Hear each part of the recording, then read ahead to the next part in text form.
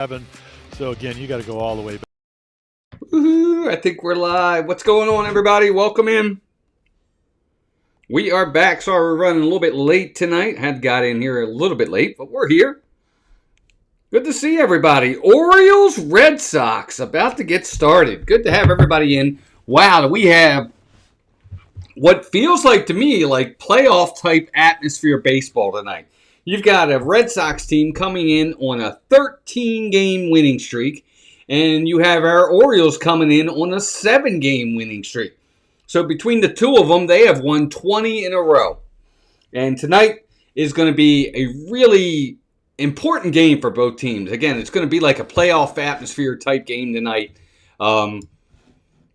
Who would have thought 2 weeks ago that we would be talking about this series having any sort of stakes whatsoever when it came to the playoffs? But you know what? It does. It absolutely does. Right now, the Red Sox are in the third and final position for the playoffs in the wild card spot, so they hold that last wild card spot. And the Orioles are just 2 games back. So both teams are playing really well of late, and one of these teams tonight is going to have their winning streak halted. And I don't know who it's going to be, but it's going to be a lot of fun to call the game. Let's look at the lineups for tonight for the visiting. Let's talk about the hometown Red Sox first, because obviously we're an Orioles channel, so we're going to talk about the Red Sox first. There's Melissa. What's up, Jeannie? Welcome in. Jeannie and Melissa are here. Yay, thank you. Siegler's leading off. Rafael is batting second. Abreu third. Contreras fourth. Yoshida fifth. Durbin sixth. Duran 7. Wong 8. And Chang 9th. Pitching for the Red Sox is Payton Tolle on the season. Sony 4K, welcome in. For the Orioles, batting first is Taylor Ward in left field. Pete Alonso's batting second at first base. Gunnar Henderson third at shortstop. Tyler O'Neill fourth in right field. Kobe Mayo fifth at DH. Leody Tavares sixth in center field. Jeremiah Jackson seventh at second base. Encarnacion Strand at eighth, batting eighth at third. And batting ninth and catching is Sam Huff. Those that don't know, unfortunately, the Orioles got bad news today. They had to put Adley Rutschman on the injured list again. 10-day injured list with wrist inflammation. Unfortunately, it's the third time this season for Rutschman. Basayo is also out of the lineup. He kind of strained his shoulder yesterday. So the Orioles are a little shorthanded on the offensive side. And look at the bottom of that lineup. Mayo, Tavares, Jackson, Encarnacion, and Huff. Doesn't really scare a lot of people. So I think if the Orioles are going to pull this one out tonight, they're really going to need an outing from ShaneBaz. Because I think this is going to be a very low-scoring game. I think whatever the over-under is, take the under. Because I think this is going to be a low-scoring game. For sure. I'm not sure the Orioles are going to get a lot of runs tonight. I hope I'm wrong. I hope they do, but I just don't. I'm not real confident in their lineup tonight. So I'm thinking if we're going to get a win, it's going to be because ShaneBaz and the bullpen keep this game low. Anyway, good to have all of you in here. It's going to be a lot of fun tonight. ShaneBaz for the Orioles on the mound. As a whole, the Orioles pitching has actually... Hey, Gloria, welcome in. Good to see you. The Orioles pitching as a whole has been really good. Has done really, really well. So we'll see what they continue to do and go from there. The Red Sox, as of June 25th, were like 32-46. They were 14 games under 500. Now, and then entering July 3rd, they were 37-48. They were still 9 games under, or 11 games under 500 on July 3rd. And now, they're 2 games over 500, just like that. All it takes, I've said this from the very beginning with the Orioles. I said if they were going to get back in this race, they had to start stacking wins. I think the Red Sox have won like 18 out of 20. And that's kind of what the Orioles need. They need to do the same type thing. What's up, Nick? Welcome in. They need to stack wins. They got to find a way to stack wins. And, they're starting to do that. They've now won 7 in a row. 7 out of 10, 7 in a row, something like that, 7-game winning streak. And they're starting to stack wins. And they've got to continue to do it because for those that don't know, the Orioles have the single toughest schedule in the second half of the season. Their strength of schedule is number 1. They have the hardest schedule in the second half. So they've got to find a way to pull out some wins against some good teams in tough competition the rest of the way. You start the second half with the 3-game set in Houston. They played great. They pitched really well. They pulled those games out. And now here they are in Boston against a team that's won 13 in a row in Boston. And then they go home to face the Atlanta Braves, which is like a first-place team in the National League East. So they're going to have it tough for a while, and they're going to have to show their mettle. And we'll see if they can do it. Anyway, welcome in, everybody. Good to have all of you in here. Let me put our like goal up on the board. I don't have that up there. Let me put that up there. There it is. That's our like goal as usual. We had a great stream the other night. We had over 100 people watching at one point. We got 100 likes on the stream. It was such a great night. We had so many people come in. We picked up like 27 subscribers for the channel. It was awesome. So I'm hoping we get a nice crowd in here tonight. Red Sox fans, Orioles fans, doesn't matter. Just come on in. Be respectful. Be cordial. Be professional, but have fun.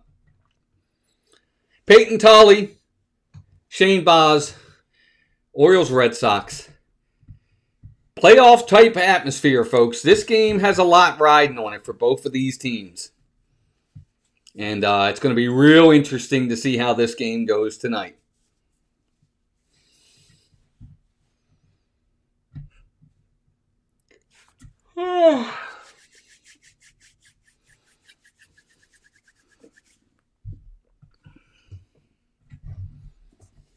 The Orioles will be facing 3 left-handers in this series. Payton Tolle is a left-hander. I think the word is that possibly Ranger Suarez is going to pitch tomorrow night. I'm pretty sure he's a left-hander. And then the other left-hander on Thursday for them. So the Orioles who are not very good. We're not very good against lefties normally. The Orioles are going to have to face 3 left-handers in this series. So again, another thing that's going to have to make them really play well. What's up, Jason? Welcome in. You know, they don't have a very good record against lefties, but they're going to have to buck up and at the very least they need to get 2 out of 3 in this series. You know, if they get 2 out of 3, they only gain technically 1 game in the standings, but hey, it's better than losing. You don't want to lose in the standings. You want to try to get 2 out of 3. If they can get 2 out of 3, that'll mean they have won 9 out of 10 heading into an off day on Thursday, and then home to the Braves Friday, Saturday, Sunday. So we'll see what they do. Again, not great news for the Orioles when it comes to Adley Rutschman. Losing him is a bummer, but you know it is what it is. The Orioles got a lot of lefties on the bench. Basayo, Beavers, Cowser, Holiday, all on the bench tonight. So at some point, I'm sure they'll come in and pinch hit for some of these guys. Chadwick Trump was also called up. So the Orioles technically have 3 catchers on the roster right now. Chadwick Trump, Sam Huff, and Basayo. And we'll see what happens tonight. It's going to be interesting to see. Again, already 15 likes. That's amazing. Thanks, gang. I got to get something to clean my glasses. My glasses are not doing very well.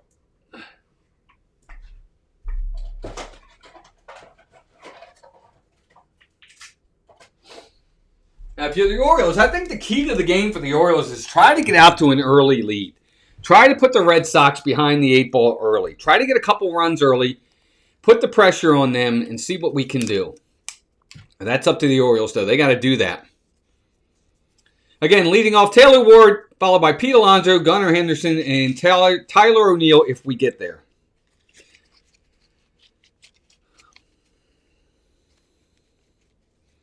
Lefty on the mound, so you're going to see mostly righties in the lineup for the Orioles. Henderson's in there, and Gunnar's the only lefty in the lineup. Tavares is a switch hitter. Jackson, Encarnacion, and Huff are all right-handers. Taylor Ward, Pete Alonso, Tyler O'Neill, Jacoby Mayo, all right-handers.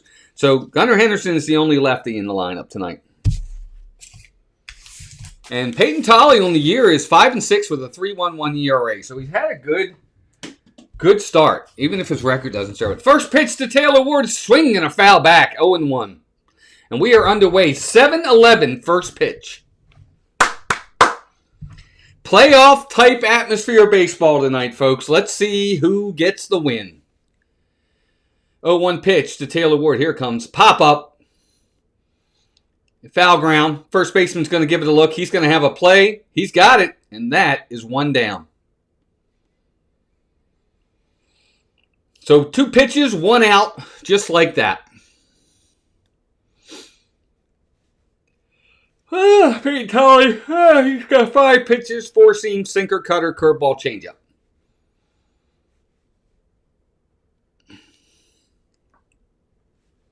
Here comes Pete Alonso. For some reason, they got Alonso batting second tonight. Not quite sure why that is. First pitch to him. Here comes. Inside on a fastball. Ball 1. 1-0. 99 miles an hour by Peyton Tolle. Again, doesn't matter if you throw it 100 if you throw it for a ball. 246, 21 home runs, 66 RBIs for Pete Alonso on the season. Swinging and fouls 1 off. So we're at 1-1. Welcome in, everyone. Good to have you here. Please comment if you're here. Love talking to folks, talking baseball in the chat. So we're glad you're here. 1-1 pitch. Swinging a foul again. So quickly, 1-2 on Pete Alonso. Peyton Tolle on the season's got a 3.11 ERA. He's had a really good season. 1-2 pitch. Swinging a foul straight back. We're going to do it again. That's really kind of been the key ingredient for both the Orioles and the Red Sox in these winning streaks has been the starting pitching. The pitching has kept these teams in these games. 1-2 pitch. Here it comes. Swing and a miss on a curveball. They tag him. He's out. So quickly, 2 outs here in the top of the first inning. I always wonder about some of these guys and their swing and whether or not where their pitch recognition is, because that ball, in my opinion, never was a strike. And it just, Pete Alonso, he must have missed it by 3 feet. All right, here's Gunnar. First pitch, fastball high, ball 1, 1-0. Gunner's really struggled this season. 220 hitter, 17 home runs, 44 RBIs, 682 OPS. 1-0 pitch. Here it comes. Here's a line drive. Base hit down the left field line. That's going to get in the corner. Gunner's going to make the turn. He's going to go to second. He's going to get there with a 2-out double. It hit off the short wall and bounced back towards the infield, but nobody was there, and it's a 2-out double by Gunnar Henderson. Great piece of hitting. He inside-outed one down the third base line. He went the opposite way, and that's exactly what you want to see. Instead of trying to pull everything, go with the pitch that's given you. And that's exactly what he did there, and he went into left field for a double. So a 2-out double, that's going to bring Tyler O'Neill to the plate. First pitch to him. Here it comes. Fly ball down the right field line. That ball is foul. Just foul. Just outside the pesky pole. And you got to be careful with that because... Wait, is that fair? That's a fair ball? That was a fair ball down the right field line. It must have hit inside the line. I didn't even see it. I thought it was in the crowd. It hit the line and bounced over. And that's a single. It did. It hit right inside the line. And that is going to be a run for the Orioles just like that. This is one of those times, it's a double for Tyler O'Neill. It's a ground rule double, and the Orioles take a 1-0 lead. Here's Kobe Mayo. First pitch to him inside and low. Ball 1 on a cutter. That's one of those times where the dimensions of Fenway Park have hurt the Red Sox. And exactly what I talked about is one of the keys to the game. Get out to an early lead for the Orioles. Here we are, 1-0, just like that. Kobe Mayo, second pitch. Swing and a miss, strike, 1-1 on a cutter again. I did not think that ball was fair. I thought it bounced foul, but it didn't. It hit right on the line, and it's a 2-out back-to-back doubles, and the Orioles take a 1-0 lead just like that.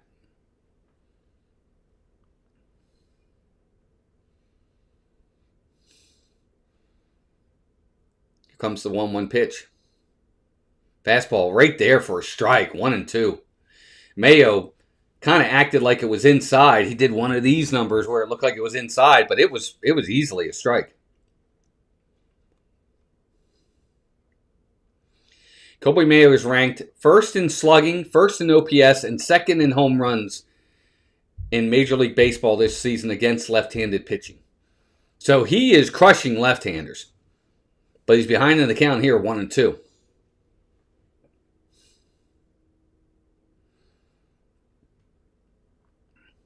Here it comes. Fastball way high. Ball 2, 2-2. Catcher almost lost it. So Payton Tolle is obviously, he's got velocity. He's throwing in the upper 90s. But command is going to be his biggest issue. And pitch recognition for the Orioles. 2-2 pitch. Here it comes. Swing and a miss on another cutter. He got him, and that's the inning. But the Orioles with back-to-back doubles are on the board. We're going to head to the bottom of the first inning. 1-0 O's. Just like that. See what ShaneBaz can do for the Orioles. Can he give them a quick inning? Sure hope so. Welcome in, everybody. Good to have you here. Already 16 likes. It's a good start.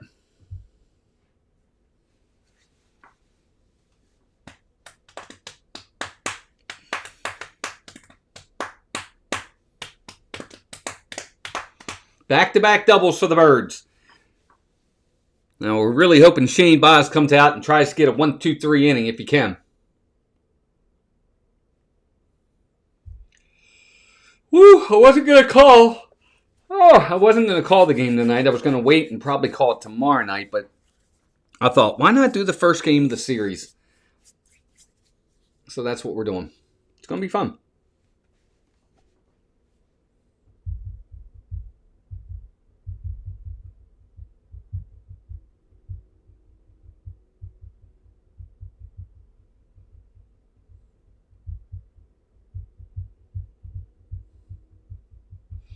We are at commercial break, so just hang with us.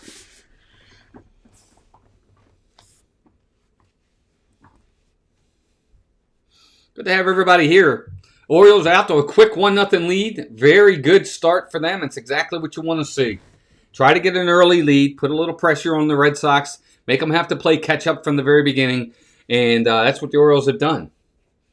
So it'll be Seigler, Rafaela, and Abreu. Wilson Contreras will follow if they get that far.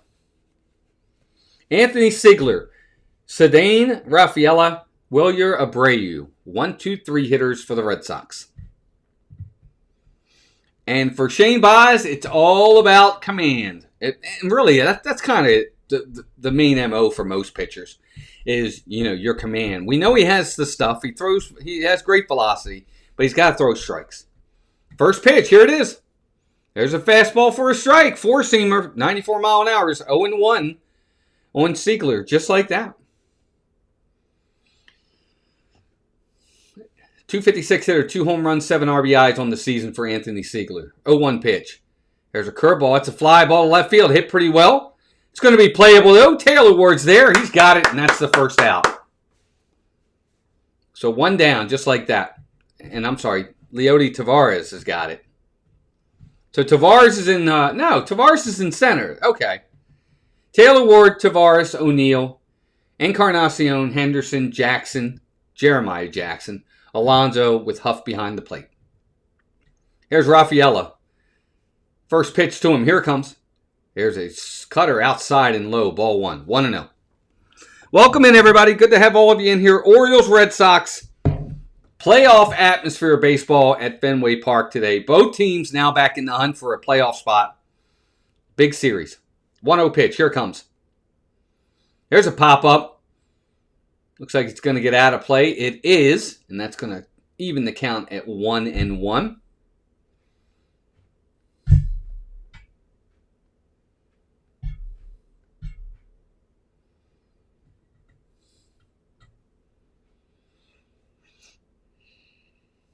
One pitch. Here it comes. There's a curveball for a foul off to the third base side. Quickly 1-2. I say curveball. It's a knuckle curve, but it's still a curve. So quickly again, 1-2 on Rafaela. Let's see if Baz can put him away. Here comes the 1-2 pitch. Called strike 3 on a fastball at the bottom of the zone. Rafaela is going to challenge it, though. It's a called strike 3. He's going to challenge. He might have a case here. Nope, it's strike. And he is out. Called strike 3, just caught the bottom of the zone. And not only that, for the Red Sox, they now lose one of their challenges. So that's a tough decision that early by Rafaela to challenge that. So now, not only does he lose the challenge, but now they're down 1, and it's 2 outs in the inning. I don't think that was a good decision this early. All right, here's Wilyer Abreu. First pitch to him. Here it comes. Fastball for a strike right there, 0-1. Yeah, I don't really think Rafaela should have just took the K and saved the challenge, but he didn't, and they lost one there. All right, ShaneBaz's 0-1 pitch. Here it comes. There's a swing and a foul back. So quickly 0-2 on a fastball there. Baz is working quick. I like to see pitchers work quickly. Work fast. Command the strike zone. Change speeds. Keep hitters off balance. Here comes the 0-2 pitch. Swinging a foul on another four-seamer at 97.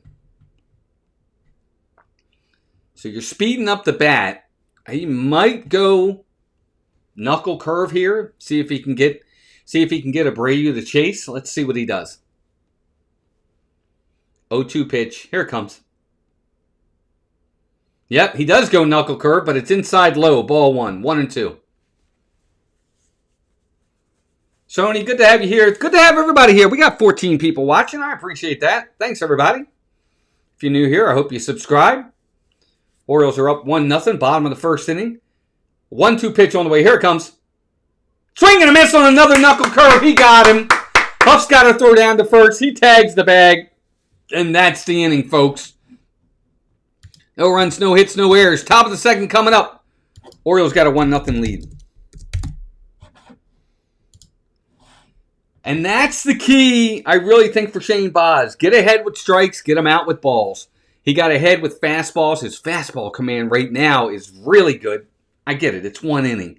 But good start. Fastball command just sets up that knuckle curve. And, he's out of the inning just like that. I think on 9 pitches.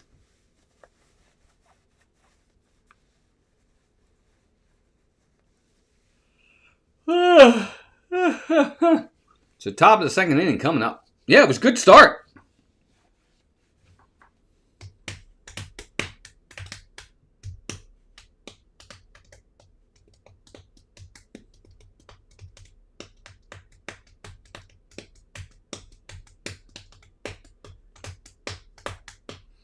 Tavares, Jackson, and Encarnacion for the Orioles.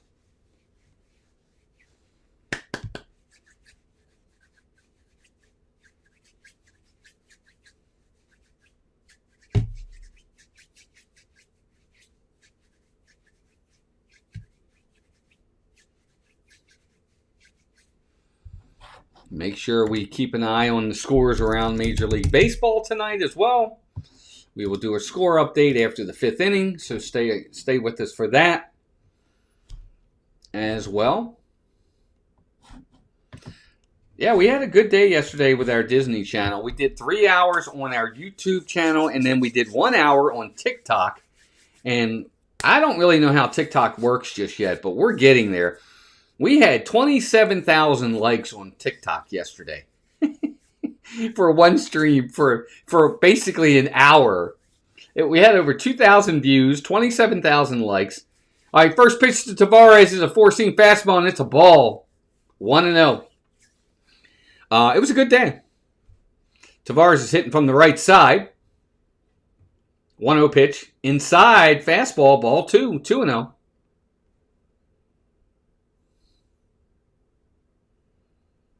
Yeah, Jeannie, I don't really know how the whole TikTok thing works, but they had, tons of likes. 2-0 pitch. Here it comes. There's a swing and a foul back on a sinker. That brings the count 2-1 for Leody Tavares. .239 hitter on the year. He's got 4 home runs. He's been obviously a part-time player for the Orioles. Defensive replacement. He's playing center field tonight. 2-1 pitch. High on another fastball. Ball 3. 3-1. Payton Tolle can obviously bring it. He's got high fastball stuff, but it's all about command. 3-1 pitch. Here it comes. There's ball 4, high ball 4, and they can't really challenge it because you're already down 1 challenge with Raffaello's loss of a challenge. So that probably was a strike, called a ball. They're afraid to challenge, so the Orioles get a leadoff walk, 4-pitch walk, or leadoff walk to Tavares. That's going to bring Jeremiah Jackson to the plate. Here we go. First pitch. Outside on a fastball, ball 1. So that's 5 balls and 6 pitches so far in this inning for Payton Tolle. Jeremiah Jackson, 252 on the season, 7 home runs, 36 RBIs. He's come up big in some big moments. Let's see what he can do here. 1-0 pitch. Pop up. That's going to get out of play behind home plate. We are at a 1-1 count. Welcome in, everybody. If you are new here, please hit that like button. Please subscribe. Come back for more. Orioles get back-to-back doubles from Gunnar Henderson and Tyler O'Neill in the first inning. That's how they get the 1-0 lead. Here's the 1-1 pitch. There's another pop-up down the first base side. That's going to get out of play. Payton Tolle right now is going strictly, it looks like, just heavy fastball right now. Serving up lots of fastballs.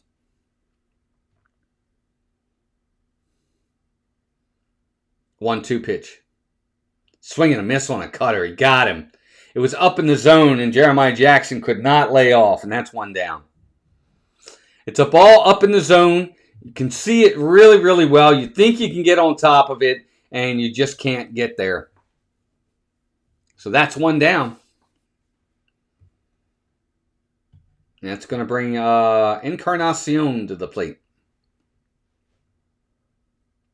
First pitch to him. Here it comes.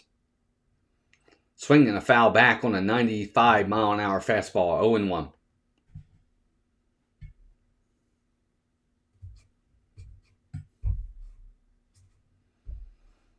They do all this betting stuff on the screen now. Is this guy going to get a hit? Is this guy going to get a home run? I do not like that at all. 0-1 pitch. There's a fly ball. Right field. Down the line. That's fair. Is it fair or is it foul? Nope, it's foul. After the Tyler O'Neill one, I can't tell if it's fair or foul. But that ball was just foul by Encarnacion. So quickly, 2 strikes on Christian Encarnacion Strand. I said fair. I just can't tell down that line. The pesky pole and that right field line, it like dives right into the stands. It's crazy. He's quickly 0-2. Now, so far, Tolle has gone from fastball to cutters to get hitters out. Let's see what he does here. Here's a pitch. Yep, went back to a cutter, but it's fouled off. We'll do it again. So, yeah, it seems like he's getting ahead with his fastball, and he's trying to get them out with cutters right now. That looks to be his method. Right, he may change that, but that seems to be his plan of action right now. Here's the pitch. Cutter. No, four-seam fastball. Swing and a miss. He got him. Strike 3. So 2 quick outs here in the top of the second inning. And the Orioles have already struck out 4 times in 8 hitters. Just not happy with that. That's one thing I'm not happy with. The Orioles still strike out way too much. Here's Sam Huff. First pitch. Swing and a miss. 0-1 on a sinker. The Orioles have got to find a way to put balls in play. Just put a ball in play. Something good might happen if you put a ball in play. Nothing good happens if you strike out. Nothing. 0-1 pitch. Swinging a foul back. Quickly 0-2. Again, the Orioles have struck out 4 times already in 8 hitters. And it looks like it's about to be 5 hitters out of 9. Let's see if Sam Huff can do anything here.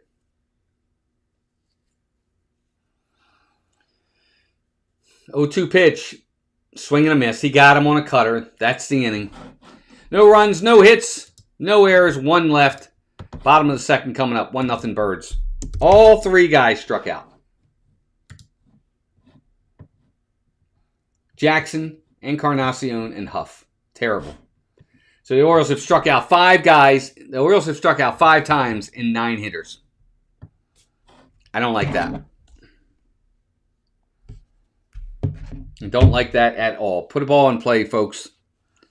Get down 2 strikes. Shorten your swing.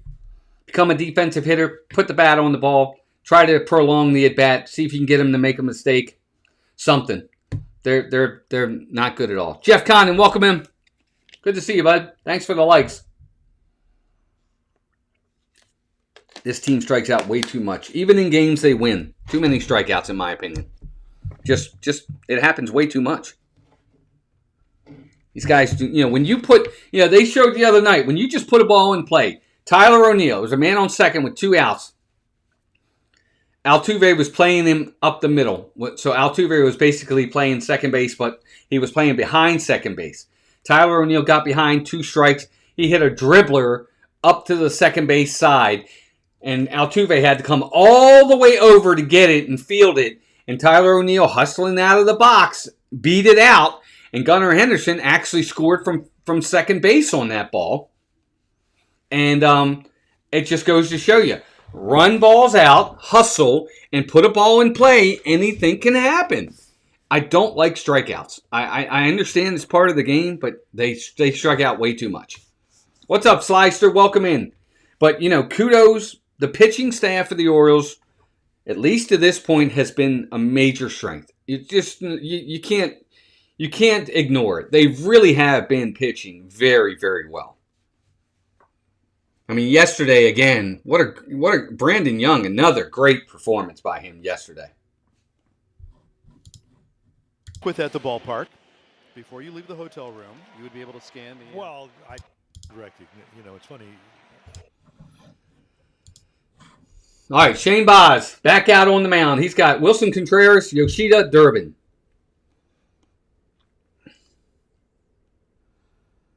What's up, Slyster? Welcome in. Good to have you here, buddy. All right, Baz is ready. First pitch. Here it comes. Fastball high, ball 1. Well, sinker high, ball 1. 1-0. Contreras, 283 on the season, 22 home runs, 64 RBIs, 932 OPS. He's had a good year for Boston.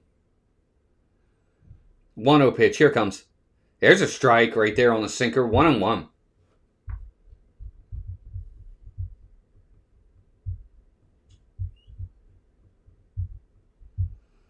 So 1-1 count on Wilson Contreras. Here's the 1-1 pitch. Here's a line drive. Base hit into center field. Tavares is going to get there. Wilson Contreras is going to make a big turn, but he's going to hold, and that's a leadoff single for Wilson Contreras. So it was a cutter that stayed up, and Contreras just served it into left center field, but Tavares got to it quick. Yeah, it's a cutter that just never, it just stayed up. It was up. He hung it. And Contreras just served it right into the left center field for a leadoff single. And that's going to bring Yoshida to the plate. Yoshida's a very good hitter. He can definitely control the bat. So you got to be careful here if you're the Orioles. What's up, Chris? Good to see you, man. First pitch to him. There's a knuckle curve that's high. Ball 1. Biggest thing for ShaneBaz is not to allow an inning to get away from him. You give up a hit here, you get behind in the count a little bit, settle down, relax, take a deep breath, collect yourself. Here's the 1-0 pitch. Here's a pop-up down the left field line. That's going to get out of play. So 1-1 count.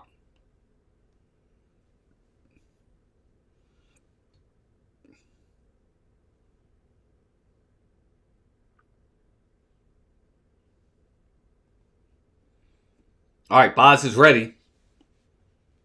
Here comes the 1-1 pitch. There's a changeup for a strike. 1-2. Wow, Yoshida was not looking for that because that ball was center cut right down the middle.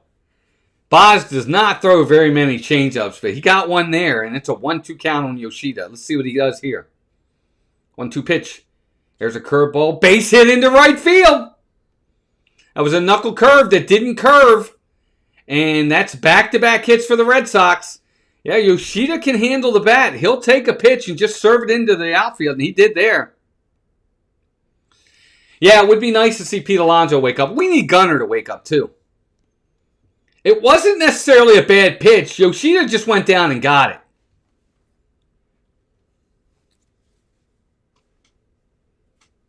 So first and second, nobody out. That's going to bring Caleb Durbin to play first pitch to him. Fly ball, right field. It's going to be playable. Tyler O'Neill's under it. The runner's going to third. There's the throw. He's going to be safe.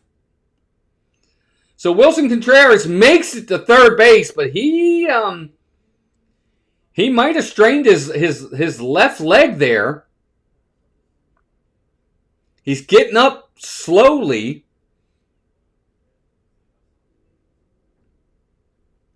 All right, looks like he's going to stay in the game, but he was laboring down to third base after he tagged up. He was definitely laboring, but it looks like he's going to stay in the game.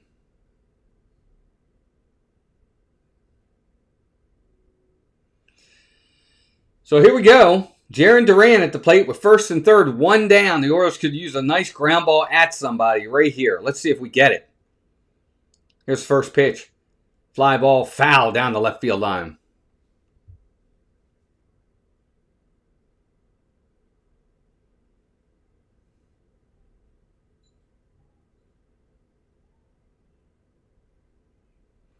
Duran, 190 on the season. Not had a very good season for Boston.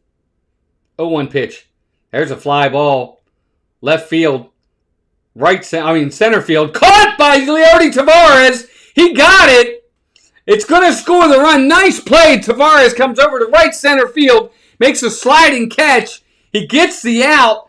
But the run is going to score from third base. And we got ourselves a tie game. Nice play by Taveras right there. I thought it was going to be in the gap for a second there. Because Tyler O'Neill wasn't going to get there. But Taveras did. That's a nice catch.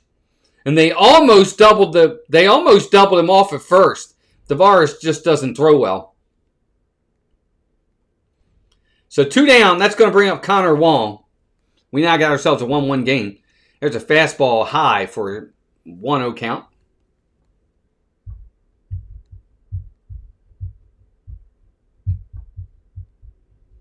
Connor Wong, 276 on the year, 1 home run, 15 RBIs. Here comes the 1-0 pitch. There's a fastball for a strike. 1-1.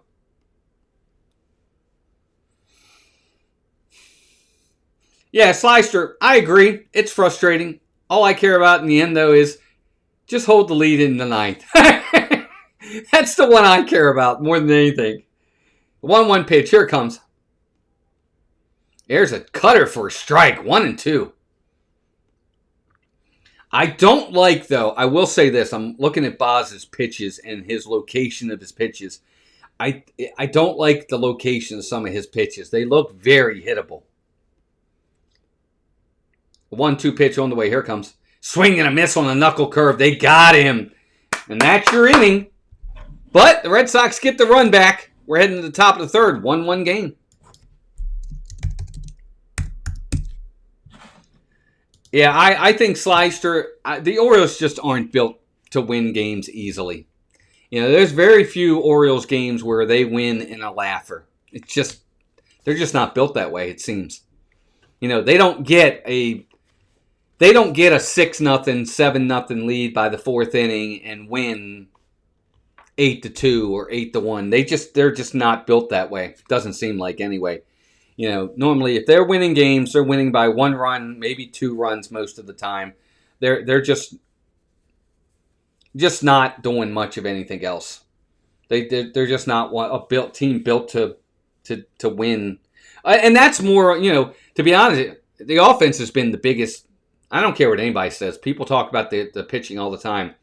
I disagree. I think the offense has been their biggest weakness this year. Yeah, Chris, I agree. I think Taveras has been a good contributor for what they've needed. He is definitely a very good bench piece. I agree. Same with Jeremiah Jackson. I know everybody loved him early on, and they were like, oh my God, he needs to play every day over Jackson Holiday. I'm like, absolutely not. He's having a good start. He's had a few good games. I agree. But he is not an everyday player. He's not on this team. He's not. And I think that's proven correct. But, hey, Victor, what's up? Welcome in. This team,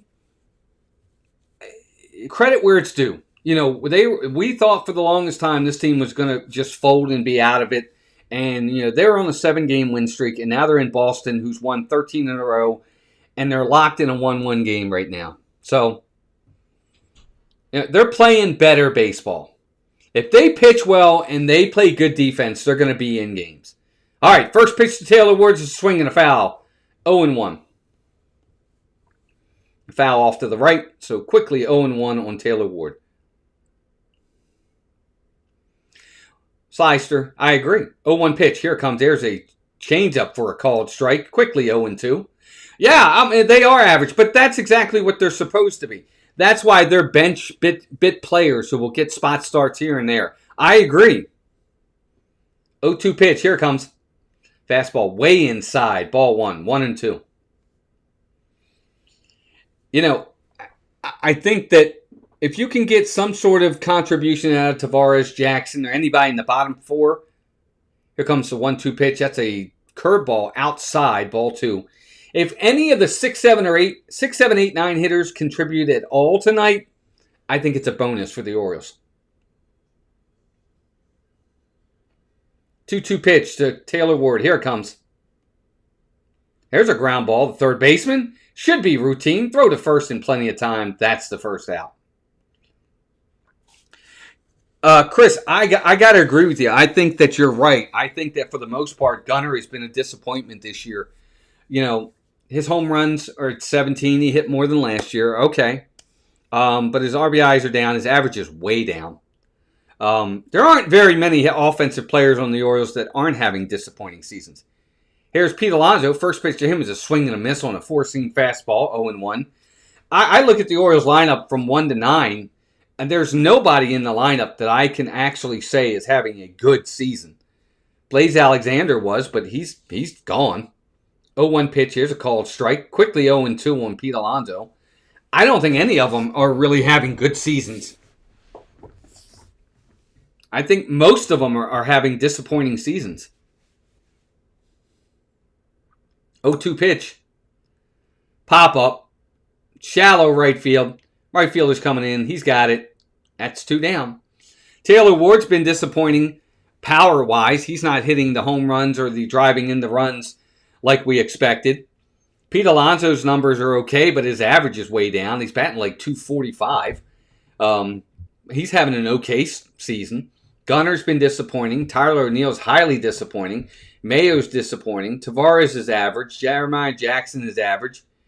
And here's Gunnar. First pitch to him. Fly ball. Left field. That's going to be off the wall. That's going to be off the wall. Gunnar's going to make the turn and try to go to second. He is in with the double. So again, Gunnar Henderson takes a pitch on the outside. Doesn't try to pull it. He goes with it and results. Another double. So 2 for 2 for Gunnar with 2 doubles in the game. That's what you want to see from Gunnar Henderson. Take what's given to you and make something with what you get. He got another double on a pitch out on the outside portion of the plate. He went and got it, and that's 2 for 2 now with 2 doubles for him. Let's see what O'Neill can do. Outside on the fastball, 1-0. Now, I don't think so, Slyster. I disagree on Jackson Holiday. I absolutely disagree. 1-0 pitch. Here it comes to Tyler O'Neill. Outside, ball 2. 22 years old. He missed half the season with an injury. I disagree. I don't think he needs to. I think his techniques are good. I think he just needs time. Cowser, I'll agree with you on that one. 2-0 pitch. Swinging a foul back. 2-1.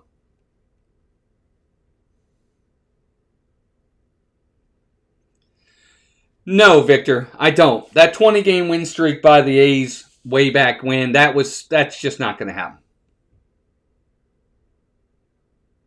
2-1 pitch. Foul ball down the left field line. 2-2. Yeah, I think Jackson Holliday is 22 years old, barely been in the major leagues. Last year was his first full season.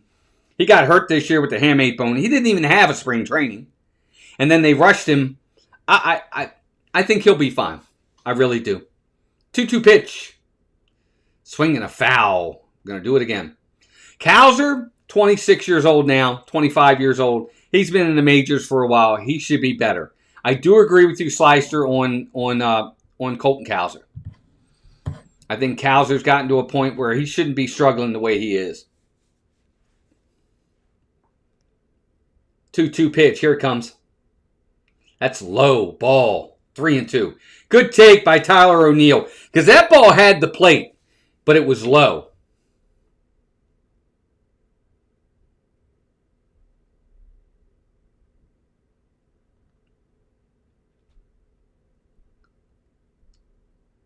Three-two pitch. Here it comes.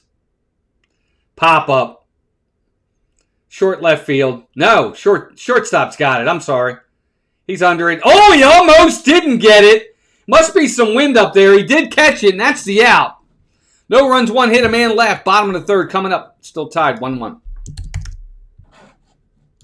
That ball took a little bit of a different trajectory for the shortstop, but he made the catch.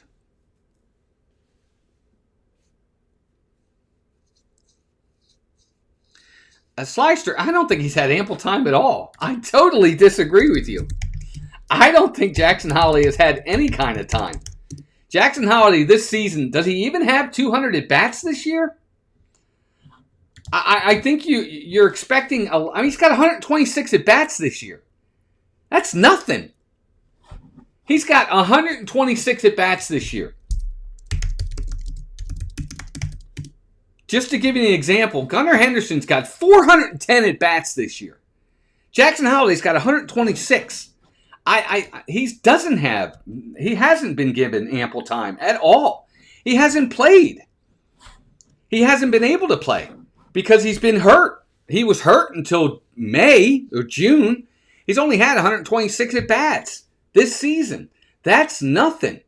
You know, Gunnar's got 410, just to give you an example. I mean, if he had 410 at-bats and he's batting 205, I'm with you. I just, look, in a couple years, if Jackson Holliday still hasn't hit it, then I'll say, yes, I was wrong. He's a bust.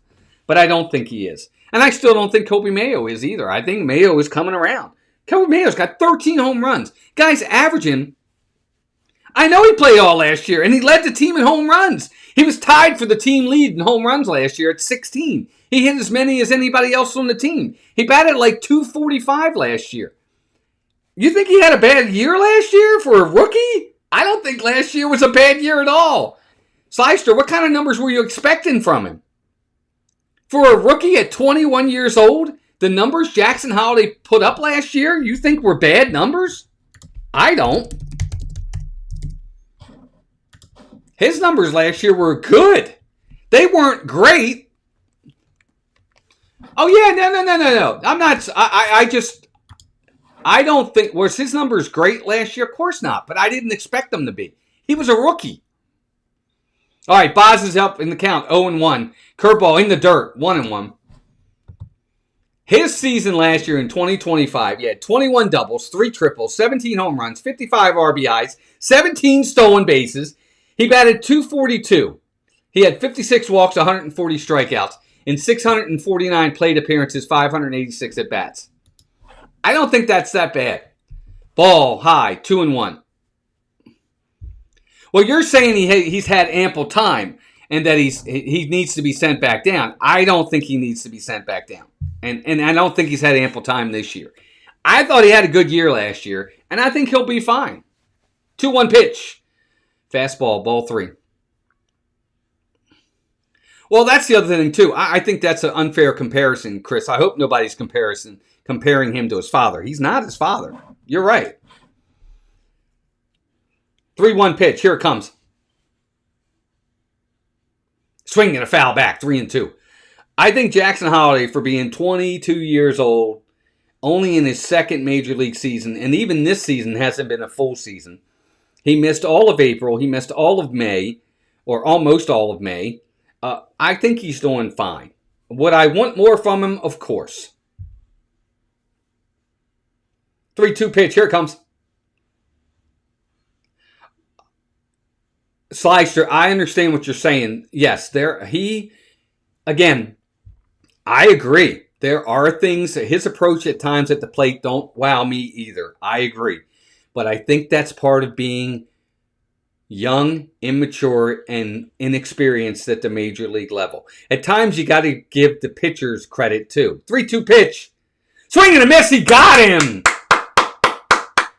That's the first out here in the bottom of the third. I agree. There are things on his approach that I'm not happy with. But you know what? I can say that about Gunnar. I can say that about Kobe Mayo. I can say that about Taylor Ward. There are times I say it about Pete Alonso. I don't like some of their approaches. So I agree. There are things about his approach I'm not happy with either. All right, here's Siegler. First pitch to him is a knuckle curve. It's low and inside, ball one. I think your point is valid. There are things about his approach that are frustrating. Sometimes I think he tries to be pull happy a little too much.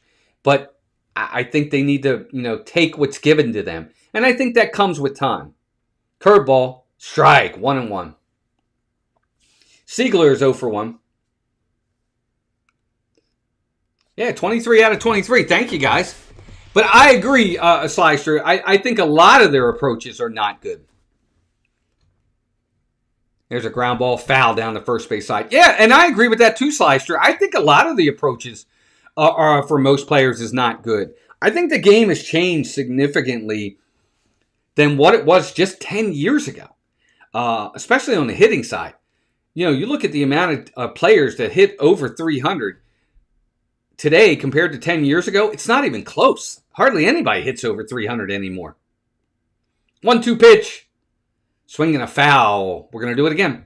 I agree. I don't like the approach across the board by most players. Well, Chris, that's another good point, too. That, you're talking about a hamate bone with right on your hand where you're gripping. I think this is a lost season for Jackson Holiday. All right, there's a swing and a fly ball. Left field, Taylor Ward at the wall is going to make the catch. Second out. I'm kind of giving this as a mulligan for him. He started the season with the injury. Again, like I said, not to be redundant, but he didn't have a spring training. He came to the minor leagues, then he kind of re-aggravated the injury, and then they rushed him up here.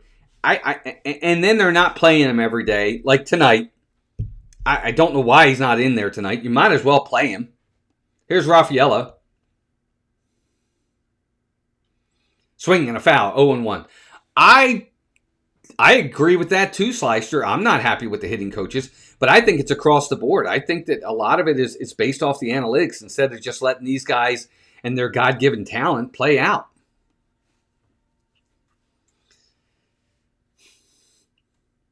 Oh, 1 pitch. Here it comes. Here's a ground ball. Second base has got it. Throw to first. One hopper. A bad throw, and they cannot get him.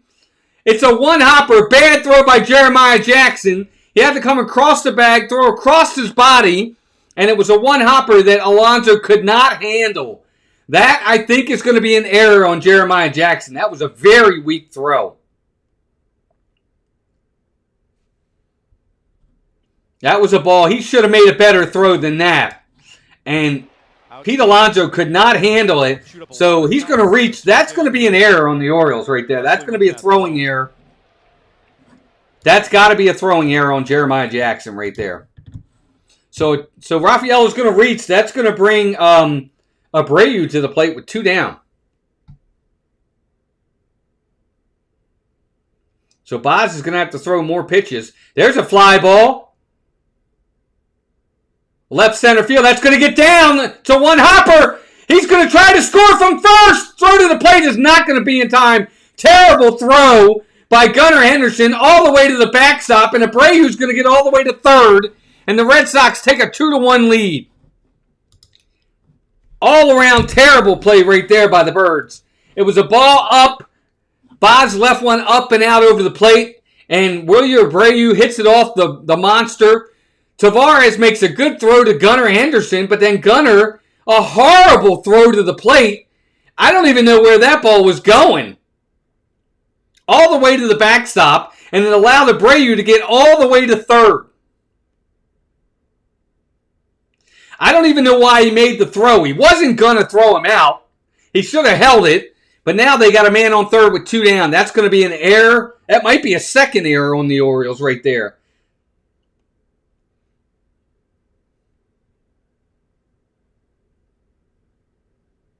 Yep, that is a second error. That's exactly right. That's a throwing error on Gunnar Henderson. So the Orioles have 2 errors in the inning. Both of them throwing errors.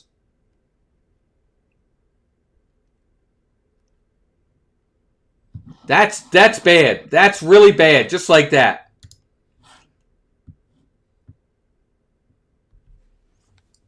Jeremiah Jackson with a terrible play. And then Gunnar Henderson turns around. Now, I mean, the run was scoring anyway.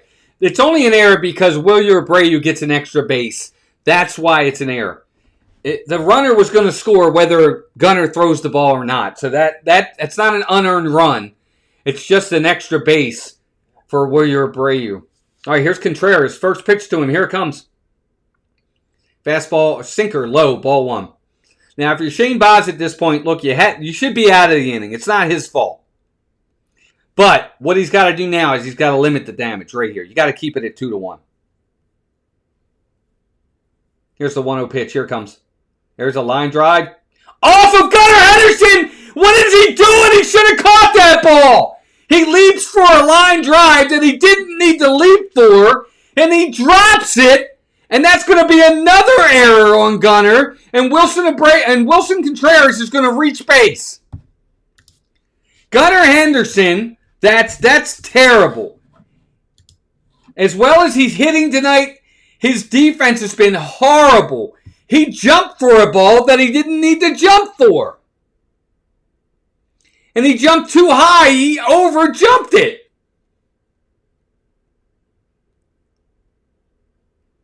And there's a ground ball to the first baseman, Alonso. He steps on the bag. That's the inning. But the Orioles, terrible playing right there.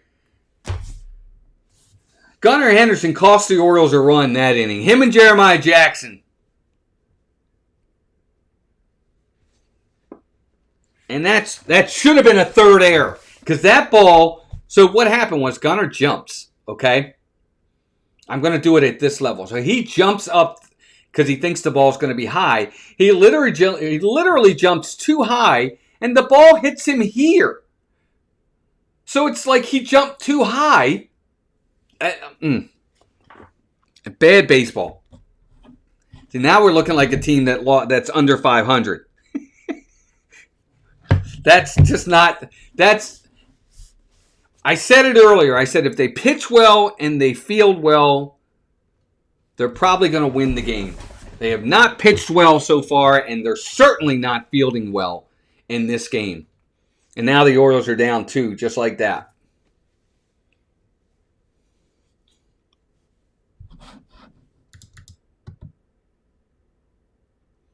ShaneBaz has got 1 earned run on him right now. Because what happens is, for those that don't know why, the error by Jeremiah Jackson let run number 2 score. The error by Gunnar Henderson on the throw that allowed Abreu to get the third, and then he scored on the drop catch by Gunnar Henderson, is now an unearned run because he would not have scored if he was at second base instead of third base. So now that run is unearned. That's why 2 of the 3 are unearned on ShaneBaz. It's really not Baz's fault in this. He's pitched well for the most part. A couple bad pitches up, but the defense is letting him down. Gerald Perry, welcome in. All right, here's Kobe, first pitch. Swing and a miss on a cutter, 0-1. And if I'm Payton Tolle right here, you know, Kobe Mayo is just crushing left-handed hitting this year. I'm throwing him cutters. Throw him cutters, and you'll get him out.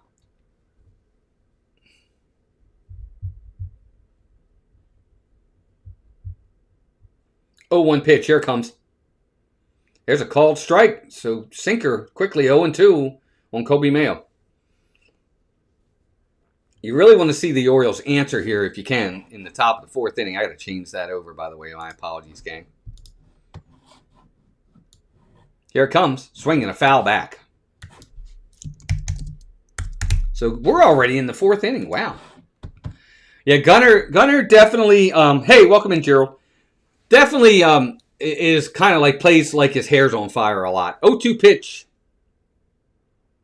Oh, swinging a foul off the catcher's mask. Oh, that looked like that was going to hurt.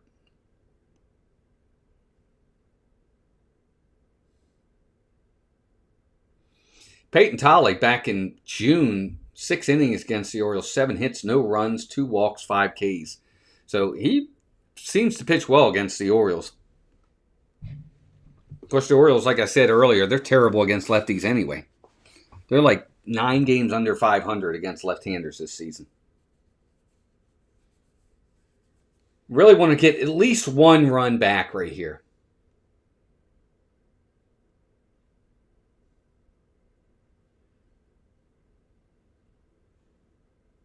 0-2 pitch. Here it comes. Swinging a foul back again on a fast sinker. On a sinker. Mayo right now is in like swing mode.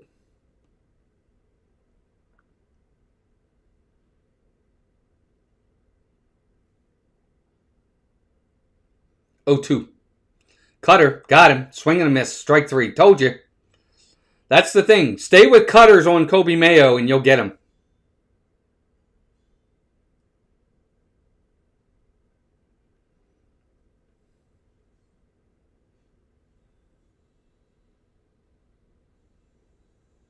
I think that, you talk about approach, Slyster. I think part of the approach with sometimes with Coby Mayo that upsets me is, he overswings.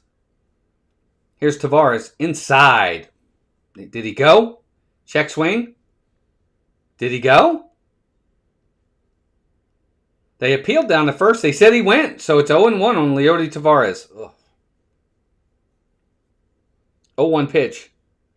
Pop up out of play. So quickly 0-2 on Tavares.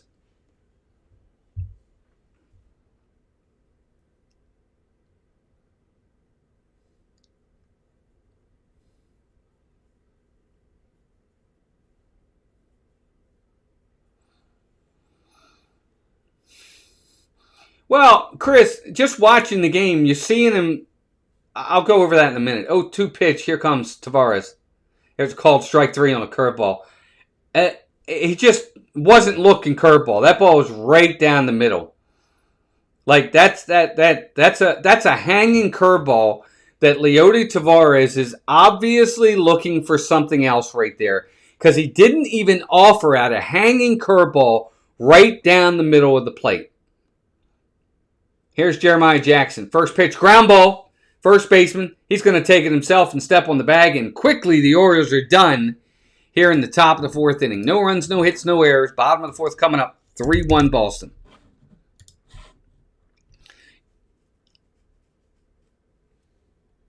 Yeah, he is not very good from the right side. I agree, Slyster. He's a better left-handed hitter.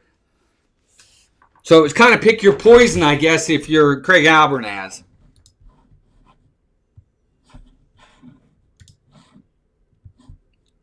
All right, so, yeah, the thing about the reason why I was saying that, Chris, about Coby Mayo was his first time up, watching him his first time up, he struck out. He struck out on cutters. He's not seeing the cutter or he's not recognizing the cutter out of the hand. So that's why I said if I'm Tolle, I'm going to get him out again on cutters until he tells me and shows me he can hit the cutter. And he got him out on the cutter again.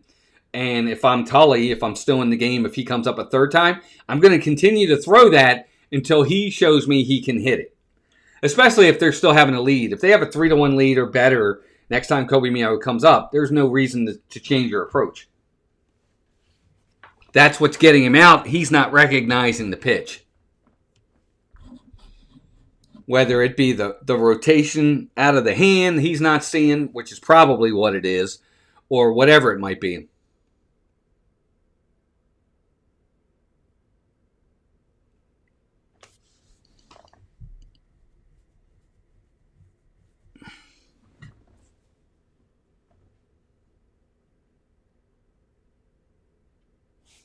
Slicer, I'm going to ask you a question, and I don't want you to take this the wrong way, but I'm going to ask it anyway. Is there any Oriole you like? Do you like any of the Orioles? You're an Orioles fan, but do you like any of the Orioles? All right, here's ShaneBaz, first pitch. Here's a called strike on a sinker, 0-1.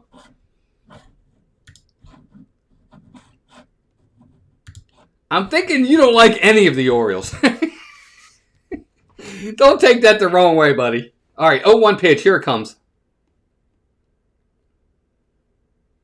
Swinging a fly ball to right field. It's going to be playable. Tyler O'Neill's under it. He's got it. That's the first out. 1 down.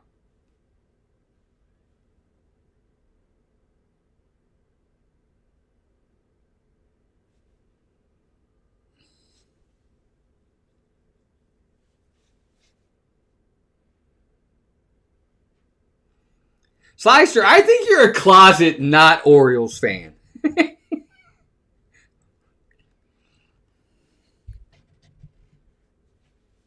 All right, here's Jarren Duran. First pitch to him. Here it comes.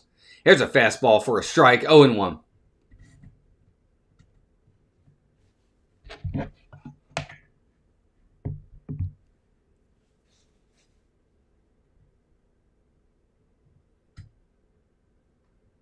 Oh, 1 pitch. Fastball. Oh, that was on the inside part of the plate. It looked like a strike, but it's called a ball, and the Orioles are not going to challenge, so it's 1-1. That's it? You only like Alonso, Blaze, and Bradish? 1-1 pitch. Here it comes. There's a ground ball into right field for a base hit. Again, that was a batting practice fastball right down the middle. And Jarren Duran just served in the right field for a base hit. So 1 out, 1 man on. I don't know, Chris. Blaze Alexander is a bit player as well. He's not an everyday player. He was playing well, but really, he's not a guy that really should be a difference maker. This team, they're winning without him anyway. They got a 7-game win streak. Throw over to first, back in time. I mean, Blaze has been out for most of this 7-game winning streak, so he's not a difference maker in that respect. I'm kidding, Slicer. I'm just kidding with you, Slicer. 3-1 or 1-1 or I'm sorry. Here's the first pitch to Connor Wong. Is a cutter for a strike. 0-1. I like pretty much all the Orioles. It did give them options, Chris. I agree. 0-1 pitch. Here it comes. Swing and a miss on a knuckle curve. 0-2. I don't think if there's an Oriole, is there an Oriole on this team I don't like?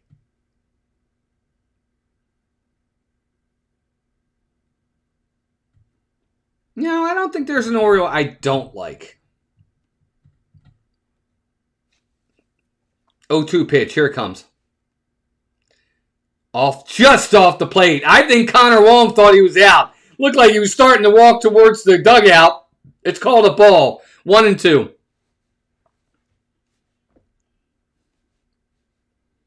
All right. Baz needs a ground ball at somebody right here. Here's the 1-2 pitch. Curveball off the plate. Ball 2. 2-2. That's pitch number 52 for Blaze. Or for ShaneBaz.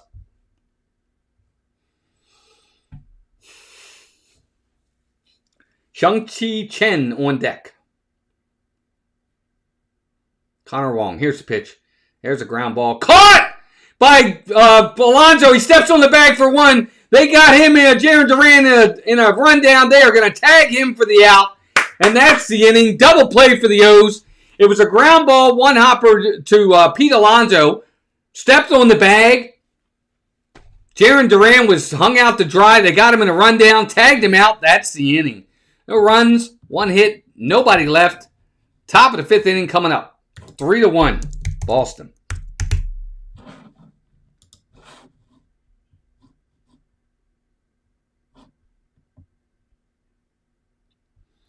Well, Slicer, I don't think anybody likes the way they played the last couple years.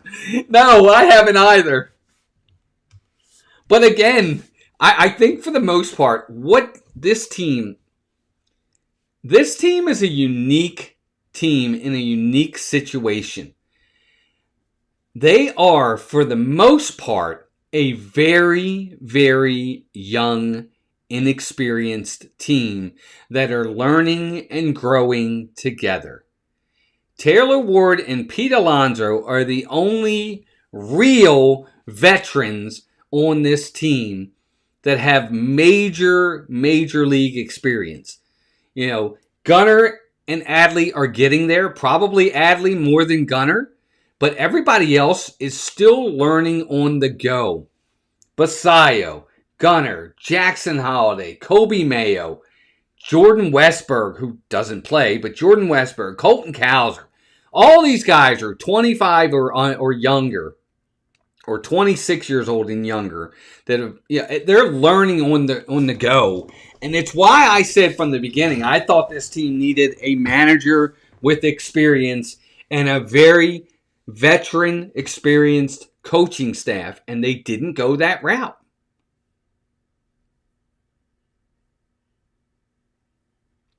Oh, Slicer, you don't have to back off, man. I want you to have fun. Say what you want to say. You're passionate. Be passionate. I totally get it. Hey, Horizons, welcome in. Good to see you. Not at all. All right, here's Encarnacion. First pitch to him is a fastball inside, ball one. What's up, Horizons? Welcome in. Good to see you. Hit that like button as you're coming in. We're already at 29 likes. But we're in the 5th inning already. It's crazy. 1-0 pitch. Fly ball. Left field. At the track. At the wall. It's gone! Home run for Encarnacion! He puts it over the green monster, and the Orioles get one back. It's exactly what I was saying earlier. I said any kind of production from the bottom of the lineup would be a bonus, and the Orioles get one right there. And just like that, they're back in it. 3-2. An unlikely production from Encarnacion, who puts one into the top of the green monster, and it's 3-2.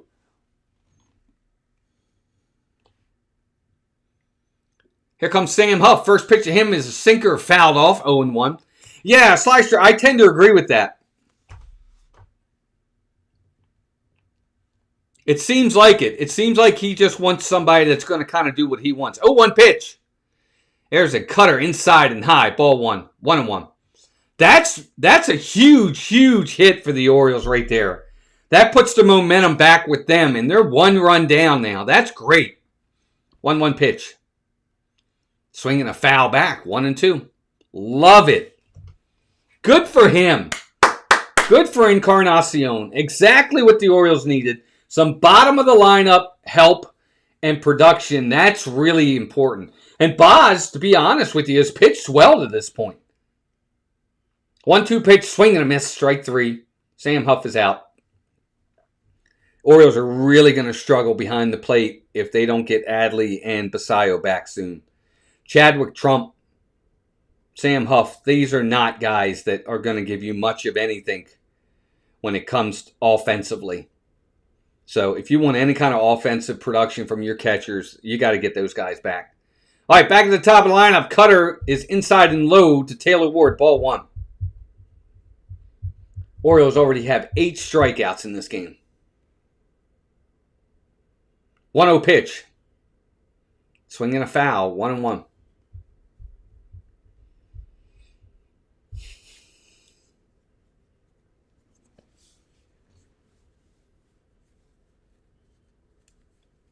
And that's the thing about Tolle is he'll leave some over the plate. There's a fastball way inside, ball 2. He will leave some out over the plate, and if you're able to catch up to it, you can hit it a ways, and that's what Encarnacion did. He got one out over the plate and was able to barrel it up. 2-1 pitch. There's a ground ball. Third baseman's got it. He's going to throw over to first just in time, and he got him. Wow, that was really close. Taylor Ward thought he might have been safe, but he just got him by a step. Good hustle by Taylor Ward right there down the line. I like seeing the hustle.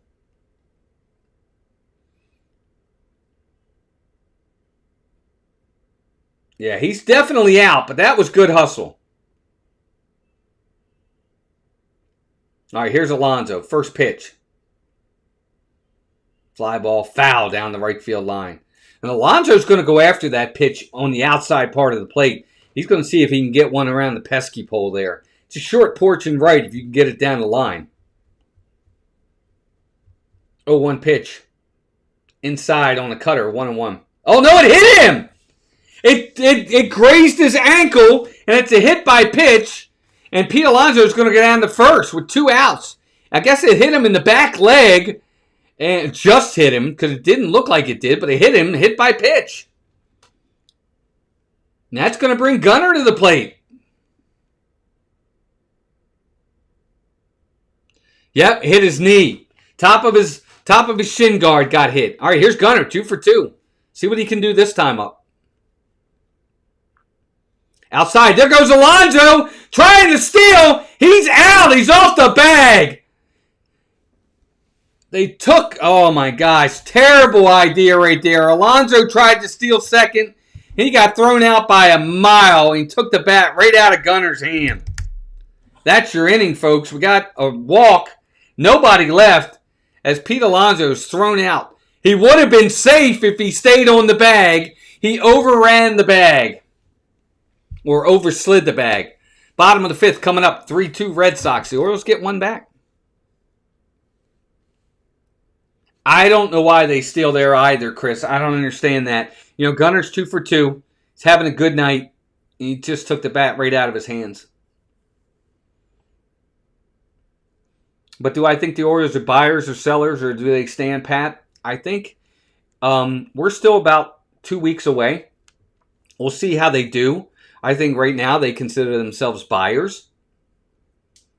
And unless they absolutely fall apart in the next 2 weeks, I think even going in, if they just play 500 for the next 2 weeks, if they're anything within 2 to 4 games of a playoff spot, they're going to be buyers. Now, what do they have that other teams are going to want?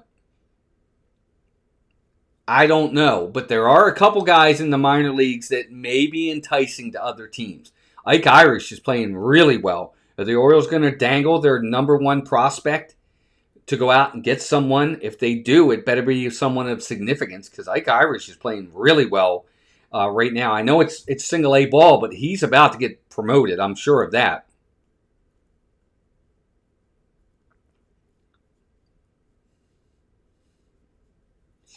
Slicer, I don't know. Here's what I'll say to that. I think that what happens with these guys is they all have the green light to go or not. I'm going to put that more on Pete Alonso. Now, you're right. The manager can put the red light on. He can put the stop sign on. All right, first pitch. Here we go. Curveball for a strike. 0-1 to Chang. You're right. He could put the stop sign on and say, look, Pete, don't go nowhere. Let's see if Gunnar can get you in. Yeah, Ike Irish, De Leon is down there. Boston Bateman is down there. There's a few guys that might be enticing, Chris, but you better bring back somebody of significance. 0-1 pitch. There's a fastball for a strike. Quickly 0-2 on Chang. Chang, Siegler, Rafaela, 9-1-2. We're in the bottom of the 5th inning. 3-2 Red Sox. 0-2 pitch. Curveball in the dirt for a ball. 1-2.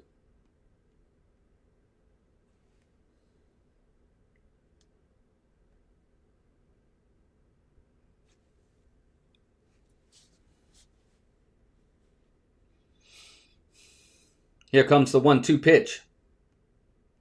Swing and a miss on a knuckle curve. He got him. That's 1 down.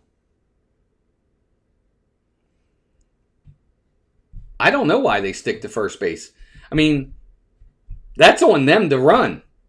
I'm sure Gunnar Henderson, Jackson Holiday, Colton Cowser, and those guys, they have the green light to run. I'm sure they do. Absolutely they do.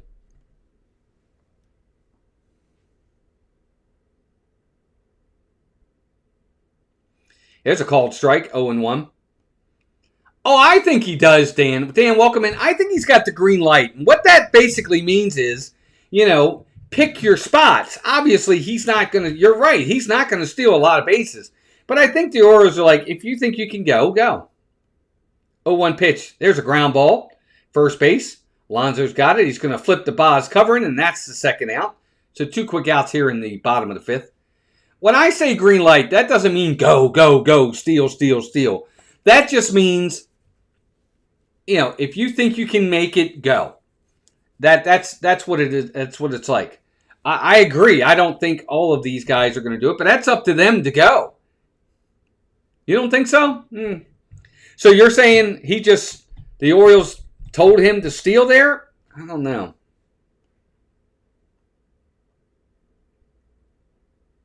There's a cutter for a strike, 0-1. And to be honest with you, he actually stole the base. He was safe, and he overslid. So he had the base stolen. Swing and a miss, strike 2. Quickly, 0-2 on Rafaela. And I don't know if you guys are watching it, but if you go back and watch it, he had the base stolen. He overslid the bag. So he beat the throw. If he stays on, he's safe. 0-2 pitch. Here it comes. What's up, Richard, the legend? Called strike 3 right there. And just like that, ShaneBaz is out of the 5th inning. What a nice inning for him. Quick inning. Top of the 6th coming up. Man, Baz is pitching really well. 3-2 Red Sox. Let's go around Major League Baseball. It's time for the out-of-town scoreboard. We're into the 6th inning already. Wow, this game is flying. Bottom of the 6th inning, Guardians are crushing the Twins 9-2. Bottom of the 5th, Braves 2-1 over the Padres. Middle of the 5th, Rays 4-1 over the Blue Jays. Top of the 4th, Yankees 8-5 over the Pirates. Middle of the 4th, Phillies 4-1 over the Dodgers. Bottom of the 3rd, Giants and Kansas City are tied 0-0, no score. Top of the 3rd, Brewers 3-1 over the Mets. Bottom of the 1st, Rangers 1-0 over the White Sox.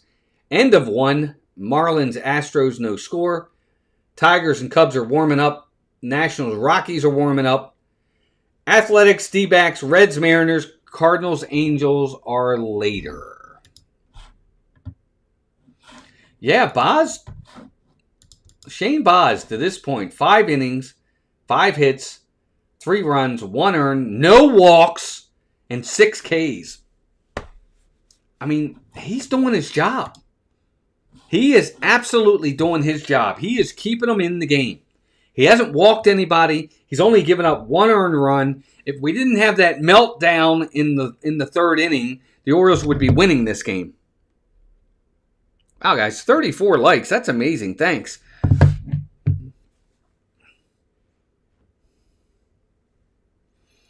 I want to see, and I get what everybody's saying. I like seeing the aggressiveness of running. I like to try to put the pressure on the other team, make things happen. In that case, if they throw him out, they throw him out. Then they made a good play. But he had it stolen there. I like hitting runs. I like stealing bases. I like trying to take the extra base. All right, first pitch to Gunnar. Swing and a miss on a cutter, 0-1. I mean, there are times when you can run yourself out of an inning, and that's exactly what they did there. 0-1 pitch, here it comes. There's a swing and a foul, so quickly 0-2 on Gunnar. Now, here's the key. 2 for 2 with 2 doubles and a run scored for Gunnar. He's down 0-2 in the count. Does he shorten his swing here and get defensive and just try to keep the at-bat alive? Or is he going to be swinging for the fence? Let's see what he does. 0-2 pitch. There's a cutter, a curveball just off the plate. 1-2. That's a good take by Gunnar right there.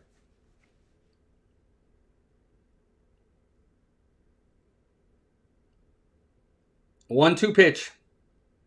Fastball outside. Ball 2, 2-2.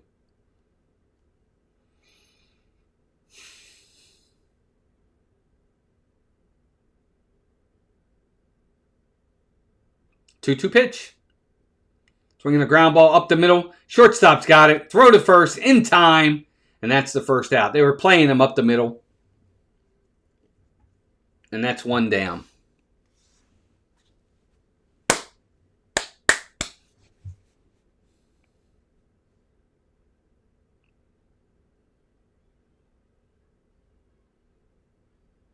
Here comes Tyler O'Neill. He is 1 for 2 in the game. He had the double and the RBI in the first inning.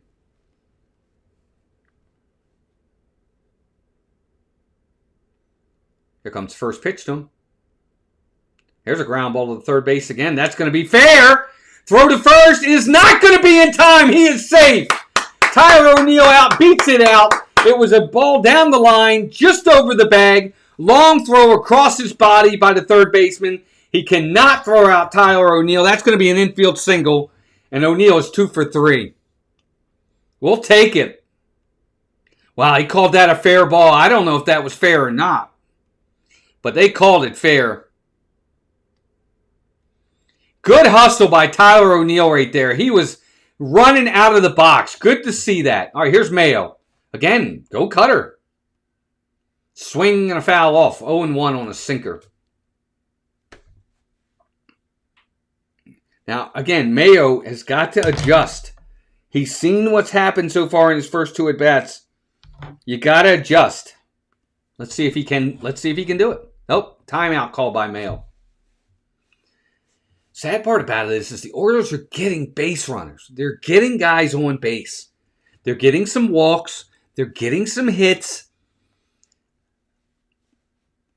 Just got to get that big, big hit.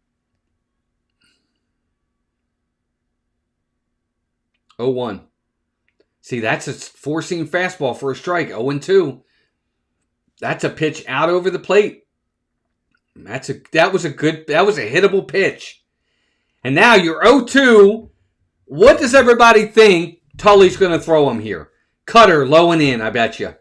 Here it comes. It was a cutter, swinging a foul. Yep, it was a cutter, but it was on the outside part of the plate. And he fouled it off. But if I'm Tully, I'm sticking to the cutter here, and I'm trying to get it in. Because he hasn't been able to hit the cutter in. 0-2 pitch. Here it comes. Cutter high. Just high.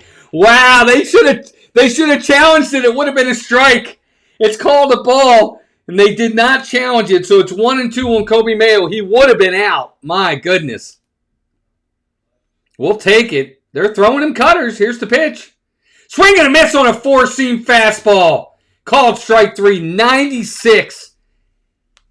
And Mayo can't get to it. 2 down.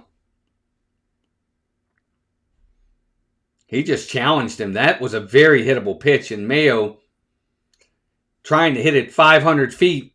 Long swing, just couldn't catch up to it. Here comes Tavares. First pitch. Check swing. He went. That's a called strike. 0-1. Offense has been the Achilles heel for the Orioles. You get so much great pitching from the O's lately. You've got to find ways to complement it with some good offense. 0-1 pitch is a fastball outside and low. Ball 1. 1-1. The Orioles just can't score a lot of runs. They're just not a team that scores a ton of runs. 1-1. Swing and a miss on a sinker at 95. Quickly 1-2 on Tavares. That was pitch number 84 for Tolle.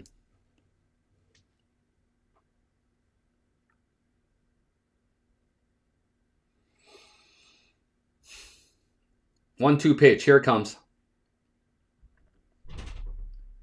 There's a ground ball up the middle for a base hit. Tyler O'Neill is going to stay at second. That's a base hit for Tavares. Nice piece of hitting right there. Didn't try to do too much with it. And he gets it past the diving second baseman into center field. And the Orioles got first and second. And if nothing else, this at the very least will make Tolle have to throw more pitches. And here comes Jeremiah Jackson. Now, if I'm Jackson, let's see if we can make him throw some pitches. He's at 85. Here's Jackson, first pitch. Here it comes. Here's a line drive. Base hit into left field. That's going to get in the corner. It's going to score Tyler O'Neill. And Jeremiah Jackson is going to hang it first. Leody Tavares is going to go to third. And it's first and third for the Orioles. 2 down, and they have come back to tie this game. Exactly what I was talking about. I said it earlier. I said if we get any kind of production out of the bottom of the lineup, we'll be in great shape. And that's exactly what we're getting. RBI single by Jeremiah Jackson, and we are tied. Tavares, Jackson, Encarnacion. 3 hits, 2 RBIs, and a run scored out of the 6, 7, and 8 hitters.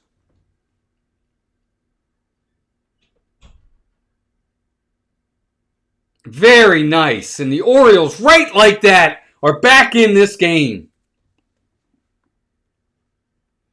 And here's Encarnacion. He homered last time out. Yes, great 2-out hitting, Chris. I agree. Not trying to do too much with it. Just getting the bat on the ball. I love it.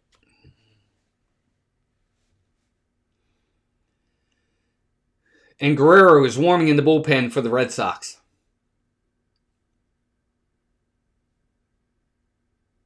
Here we go. Encarnacion is ready. Here comes the first pitch to him. Here's a sinker for a strike. 0-1.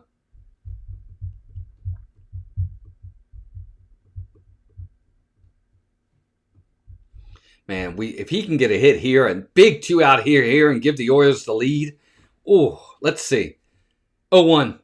There's a ground ball up the middle, and that's in the base hit in the center field. It's going to be another hit. The runner's going to go to third. He is safe. And Encarnacion with the 2-out hit past the diving second baseman again and off his glove in their center field, and the Orioles take a 4-3 lead. The bottom of the lineup is getting it done.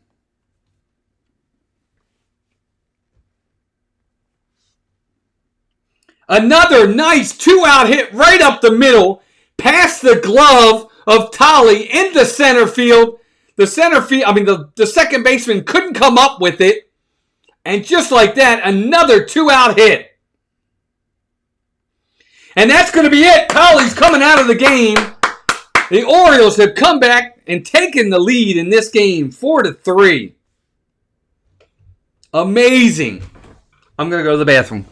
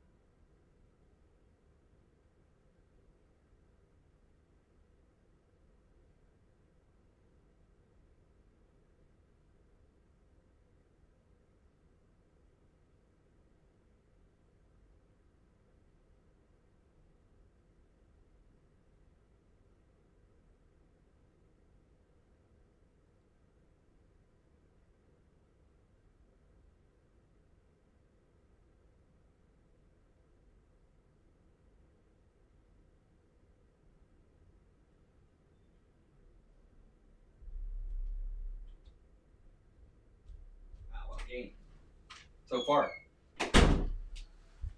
All right, gang, I'm back. Had to go to the bathroom. Orioles coming up big because he stole second base. So Tully's out of the game. Looks like he's going to cry. Orioles take a 4-3 lead. But man, they could really do some damage right here if they can get a big 2-out hit from Sam Huff, who couldn't hit water if he fell out of a boat. She ran away from the ball. Dan. I don't think the Orioles will pinch hit right here. I think they want Sam Huff in the game. So he's probably going to hit. Yep, yeah, he's going to hit. Let's see if he can get a hit here. All right. Guerrero's in the game. First pitch to Huff. Here it comes. Swinging a foul. 0-1 on a sinker.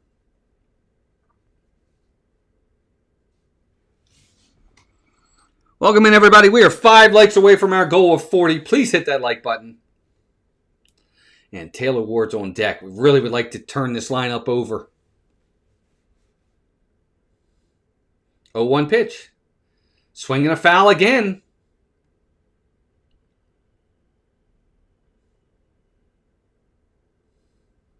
Looked like Encarnacion was running from first. So Tyron Guerrero quickly has an 0-2 count on Sam Huff, who is 0 for 2 with 2 strikeouts. Again, just put the ball in play. Anything can happen if you put a ball in play. Nothing happens if he strikes out. 0-2 pitch. Here it comes. Called strike 3. He got him on the outside corner. It's exactly... I hate striking out. But you know what? The Orioles, great inning. They get a couple more runs. They take the lead. We're heading to the bottom of the 6th inning. The Orioles have a 4-3 lead. Absolutely great baseball right now. They're playing really well. Welcome in, everybody. We are 3 likes away from our goal of 40. And if you are new here and it's first time into the channel, I hope you subscribe and come back for more Orioles baseball. And other baseball videos we have out there. We have our top 25 Orioles of all time series that's out there. Of course, we do our Hall of Fame profile series where we show all the Hall of Famers and talk about the history of those players. I'm doing my greatest players numbered 1 to 55. I'm a little behind on that one. I'm up to number 6. I'm working on that one as we speak. And, of course, we do our live streams and other special videos as they come out. So, I hope you subscribe and come back for more. You're always welcome here.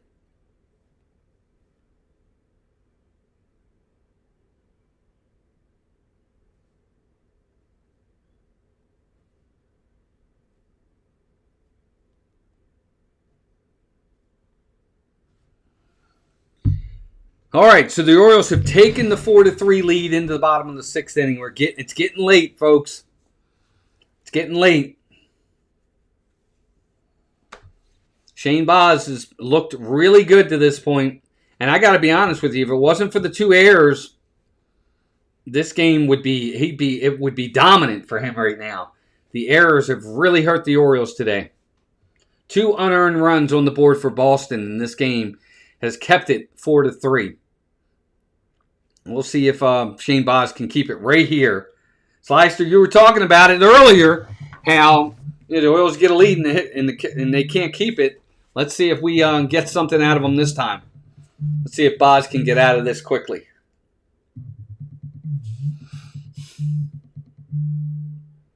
Here's Wilyer Abreu. He doubled last time up. First pitch to him.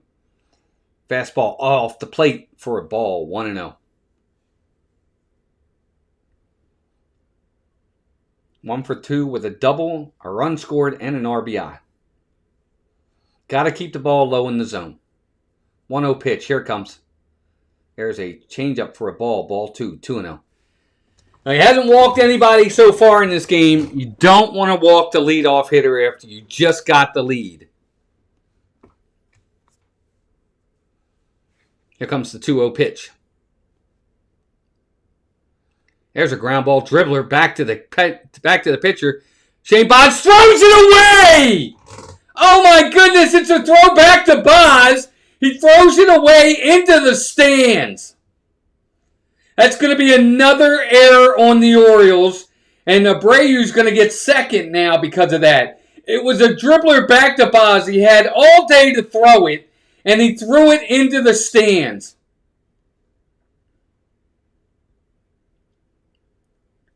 Terrible throw. That's going to be another error on the Orioles. Unbelievable.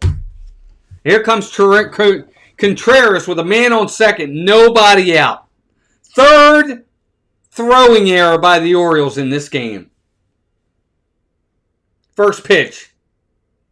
There's a cutter for a strike, 0-1. Unbelievable.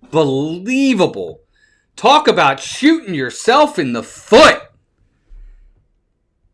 The Orioles are handing it to the Red Sox tonight. Terrible. 0-1 pitch. Check swing. Did he go? First base umpire says he did not. 1-1. That's just horrendous. I don't know what he was doing right there. He had him by a mile, and he just threw it away.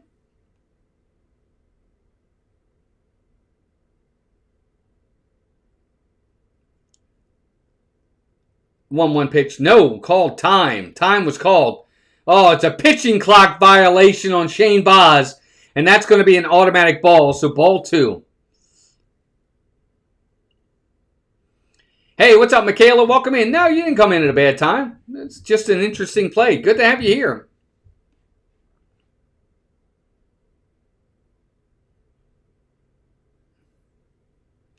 So 2-1 count. Baz is kind of unraveling here.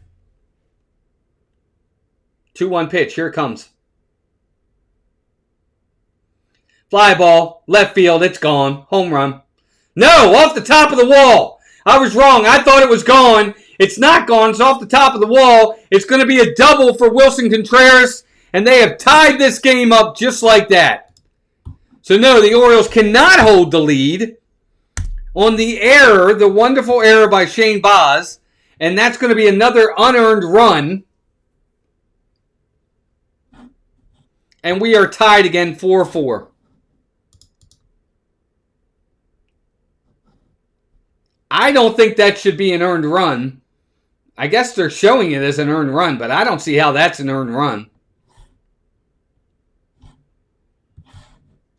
4-4, just like that. And here comes Yoshida. First pitch to him. Swinging a foul. 0-1. Terrible, terrible, terrible by the Orioles today. 3 errors in this game. All 3 of them were throwing errors. And they all led to runs. All of them led to runs. I don't think that should have been an earned run. 0-1 pitch. Here's a ground ball. Caught by the second baseman. Throw to first in time. That's the out, but Contreras is going to move up to third. So with 1 out, they have a runner on third. And Yoshida did his job. He hit it to the right side and got the runner over. So 1 out. And Boston is on the verge of taking the lead right back.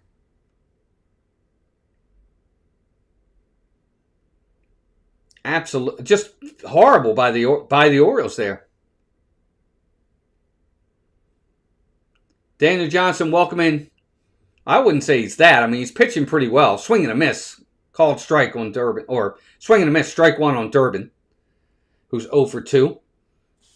I mean, Baz has pitched well in this game. That was just a bad throw. I don't know what he was doing there. It's just a bad throw.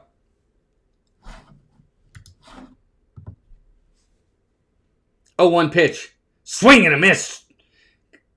Strike 2. 97. He's just rearing back right there. Looks like Yennier Cano is warming for the O's.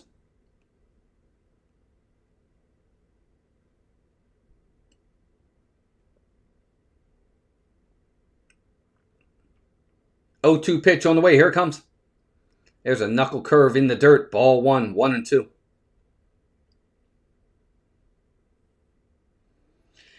Well, I tell you what, it'll be a win if Baz can get out of this with just the 1 run and keep it tied. It'll be a miracle, but it'll be a win if he gets out of it and they're only down 1. 1-2 pitch, swing and a foul. We're going to do it again.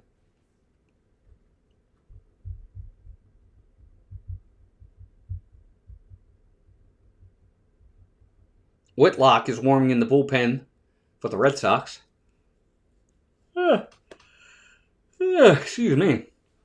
Really could use a strikeout right here of Caleb Durbin. Let's see if we get it.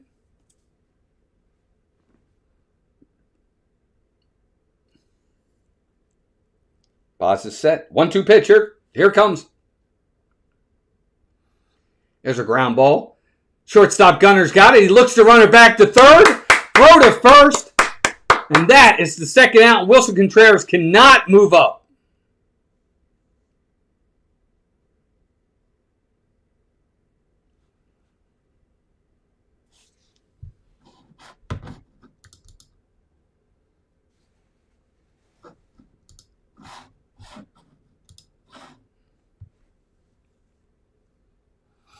So he gets the ground ball right at Gunnar Henderson.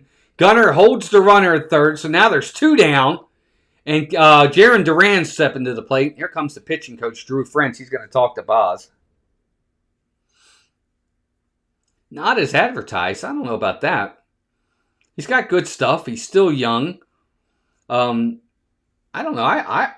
I tend to think ShaneBaz is having a pretty good season. He's got a 4.14 ERA. You know, he's pitching well again tonight. I think he's done well. I agree. I mean, he's frustrating at times. But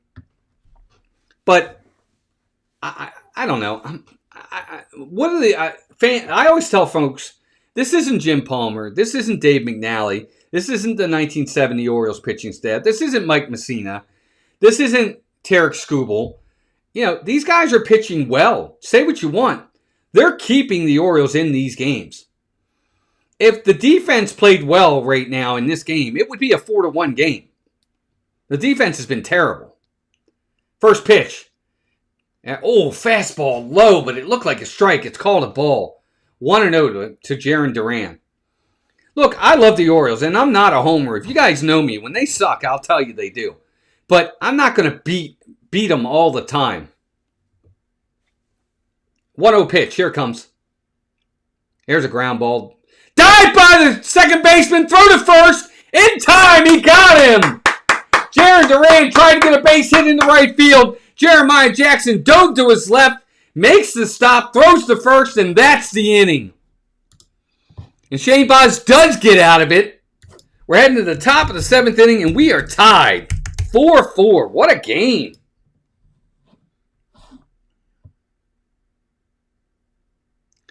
Do you? I think the weak link, personally, if you ask me, I think the weak link is probably Dean Kramer. I think ShaneBaz is going to be just fine. I do. I'm not ShaneBaz isn't going to be. Again, I don't think ShaneBaz is going to be the next Tarek Skubal or Clayton Kershaw, but he's the number 4 guy in the rotation. I'll take him as my number 4.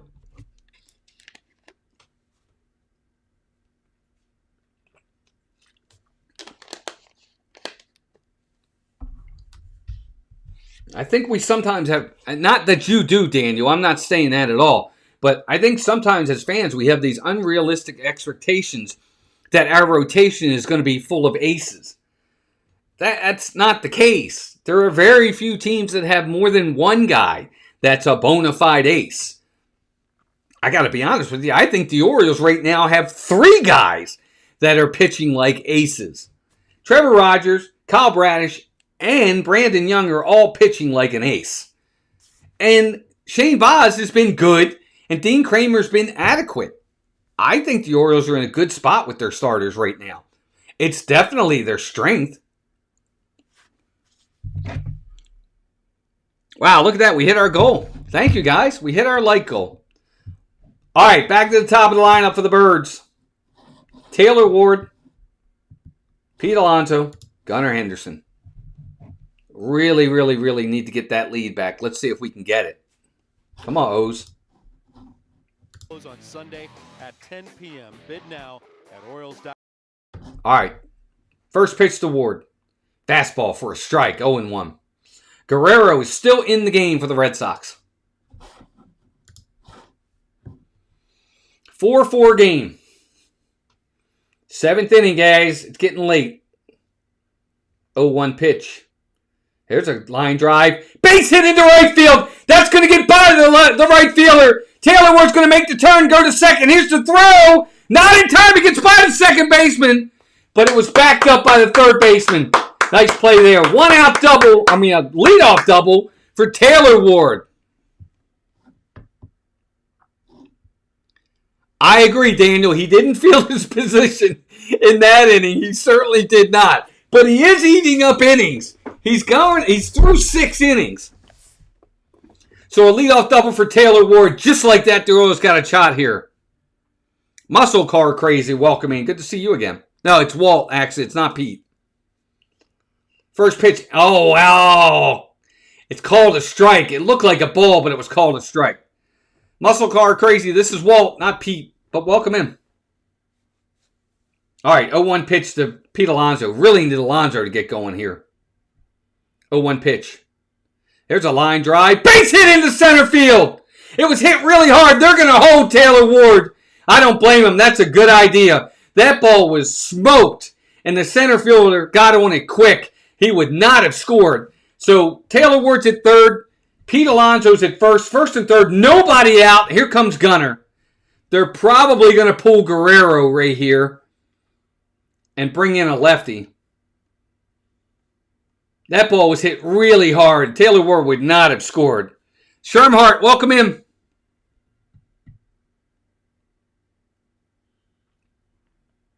Nope, Guerrero staying in the game. All right, so a righty on lefty. Gunner's got a shot here now. Big moment right here. Let's see if Gunner can come through. First pitch. Inside and low. Ball one. It almost hit him. 1-0.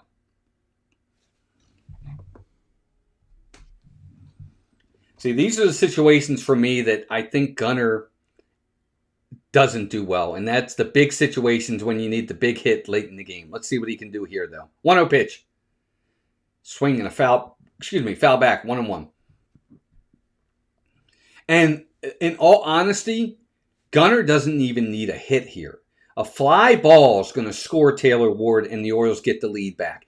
But if he can get into one right here and give the Orioles... Big hit right here is really needed. Here's the 1-1. Swing and a foul.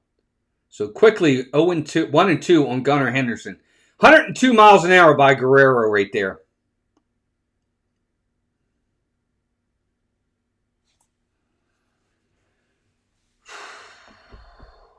Just not a strikeout. More than anything else, no strikeout.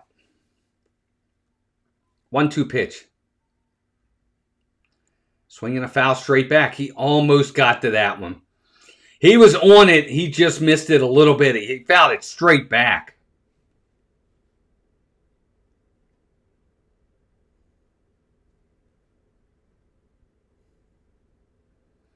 If you're Gunner here, you don't need a home run. Shorten the swing, defensive swing, bat on ball. Here it is. Swing and a miss. He struck him out on 102 miles an hour. See, that's what I'm talking about with Gunnar Henderson that really disappoints me with him sometimes. In the really big situations, he just can't do it. He just can't. He just can't. You know, all he really needs there is a fly ball. He doesn't even... Heck, a ground ball double play scores the run. First and third, nobody out. Now there's one out. Here's Tyler O'Neill. Let's see if he can do it. First pitch. That's a ball low. 1-0. Yeah, it's the big situations with Gunner that really... he tends to not come through. I hate to say that because I really like Gunnar Henderson a lot. But he does struggle. 1-0 pitch. Here it comes. Swing and a foul back. 1-1. I mean, Gunner's on my board up there. There he is off to the left with Eddie and Adley and Ben McDonald. And, of course, Brooksy's up there, too. All right, 1-1 count on Tyler O'Neill. 1-1. That's a ball. He's going to challenge it. Yep. The umpire called it a strike. It was low, and Tyler O'Neill is going to challenge it. He's going to win this challenge. That's a ball. Yep, it's a ball low. So instead of 1-2, good challenge by Tyler O'Neill right there. It's a ball, and it's 2-1 on Tyler O'Neill. Totally changes the complexion of the at-bat. Great, great challenge right there by Tyler O'Neill.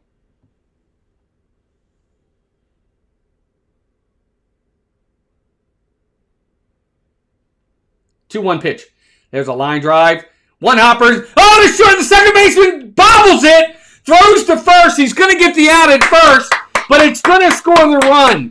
It would have been a double play, but Durbin couldn't come up with it. He bobbles it, and his only play is the first base, and the runner moves up to second. He gets Tyler O'Neill, but the run does score, and the Orioles take the lead.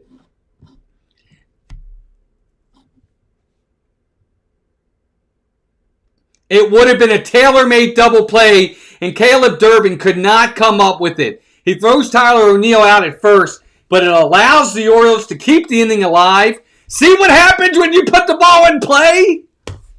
It's unbelievable, folks. Just put the ball in play. So many good things can happen if you just put the ball in play. And that's a prime example of it right there. Unbelievable.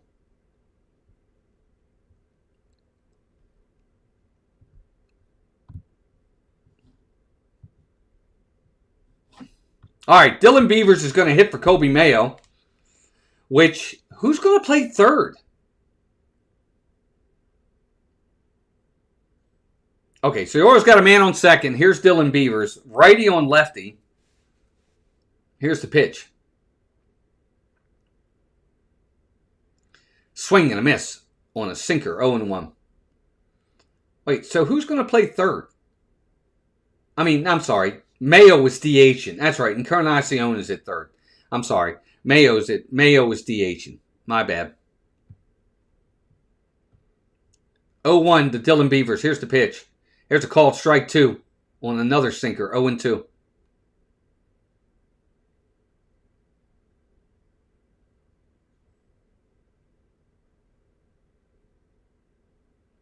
No, Encarnacion will play third. I'm sorry, Mayo was DHing. 0-2 pitch. Here it comes. Oh, that's a called strike 3. He's out. It was called a ball, but the catcher is challenging it. He's going to win this challenge. The inning's over. That's called strike 3. Yep. Dylan Beavers is out. Called strike 3. That's the inning, but the Orioles get the lead back. Bottom of the 7th inning coming up. 5-4 Birds. That was definitely a strike.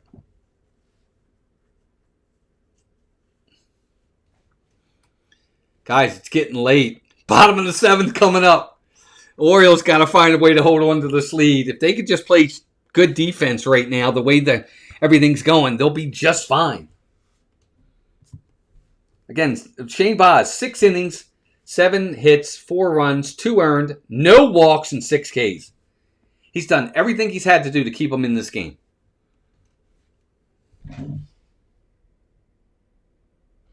$34 people in here. Guys, welcome in, everybody. Welcome in. Good to have everybody in here. If you're new here, welcome. Glad to have you. I hope you consider subscribing.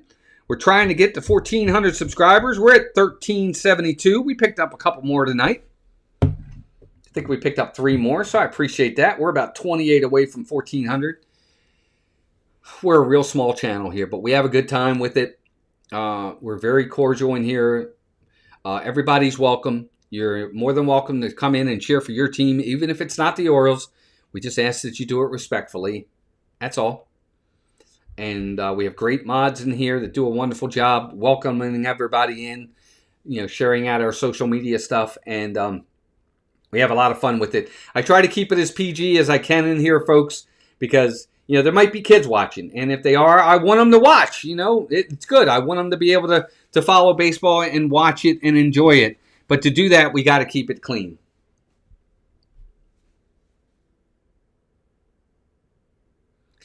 Muscle car crazy. I'm not Pete. I'm Walt.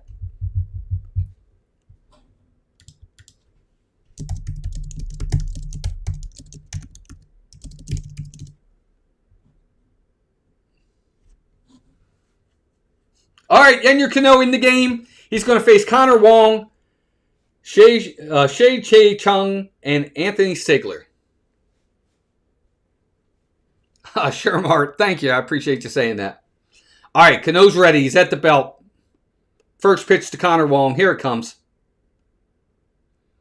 Oh, that's a ball. High. Sinker high. 1-0. Looked like a strike to me. It's all right, Jeannie. No big deal. 1-0 pitch. Here it comes. There's a ground ball. Dive by Gunnar Henderson. He cannot get to it. That's a leadoff single for Connor Wong. So a man on first, nobody out. And just like that, here we go again.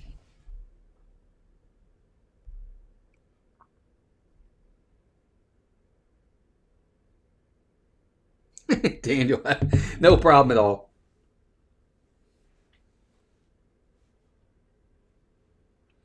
All right, Chang is at the plate right now. Let's see if Cano can get a double play here.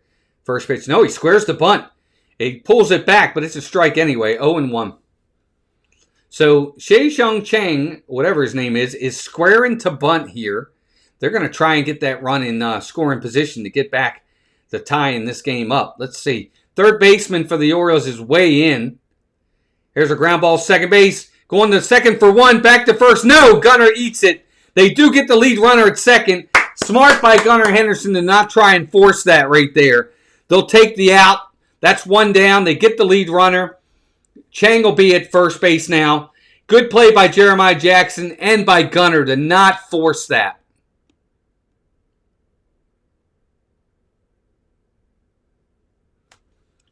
Nick's Wide World of Sports, welcome in. I don't know if it'll last or not either, but we'll see. Here's Sigler, lefty on righty. First pitch to him, outside on the splitter, ball one, 1-0.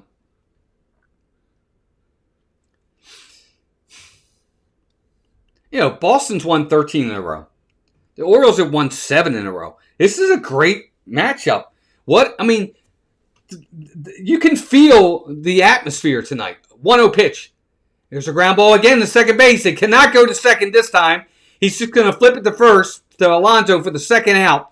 But, excuse me, Chang does move up. So he is now in scoring position, but there are now 2 down in the inning. And Rafaela is coming to the plate.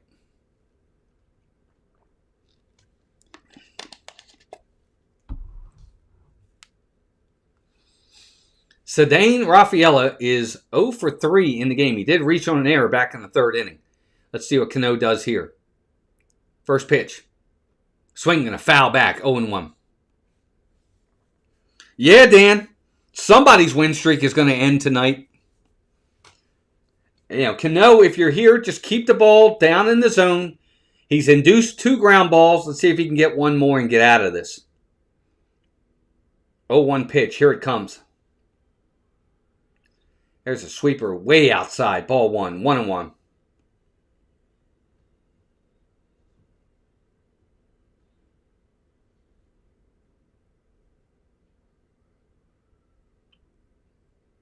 One pitch. There's another sweeper for a called strike. 1-2.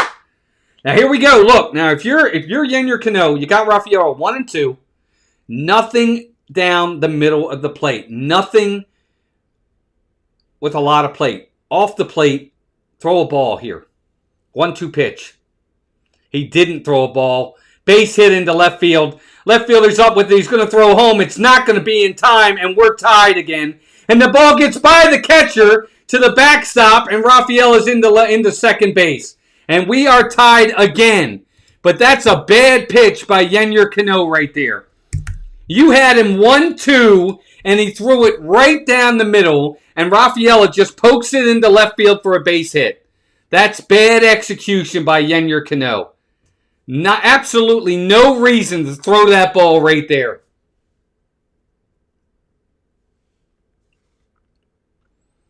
That was just like a batting practice sweeper that right down the middle of the plate. Do not understand that execution whatsoever. And here we go. We're tied again. And that's going to be another error on the Orioles. A 4th error. It's going to be a throwing error on Taylor Ward. And that's why the runner moved up to second. Jeez Louise.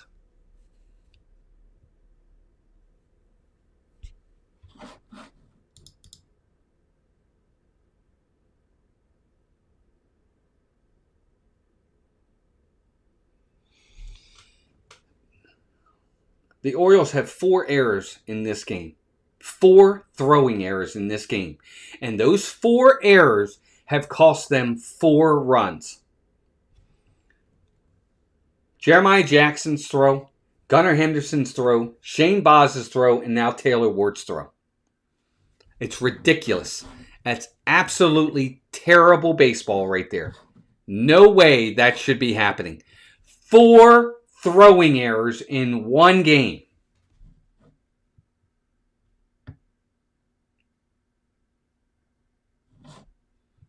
If they win this game, it'll be a miracle with the way they've played tonight. Defensively. And to be honest with you, Cano, that was a terrible pitch. He had a 1-2 count. He had a 1-2 count, and he threw it right down the middle. Why? Why would you do that? Why? Because he just didn't execute the pitch. That's just a bad placement right there by Yennier Cano. That ball shouldn't have been anywhere near the plate.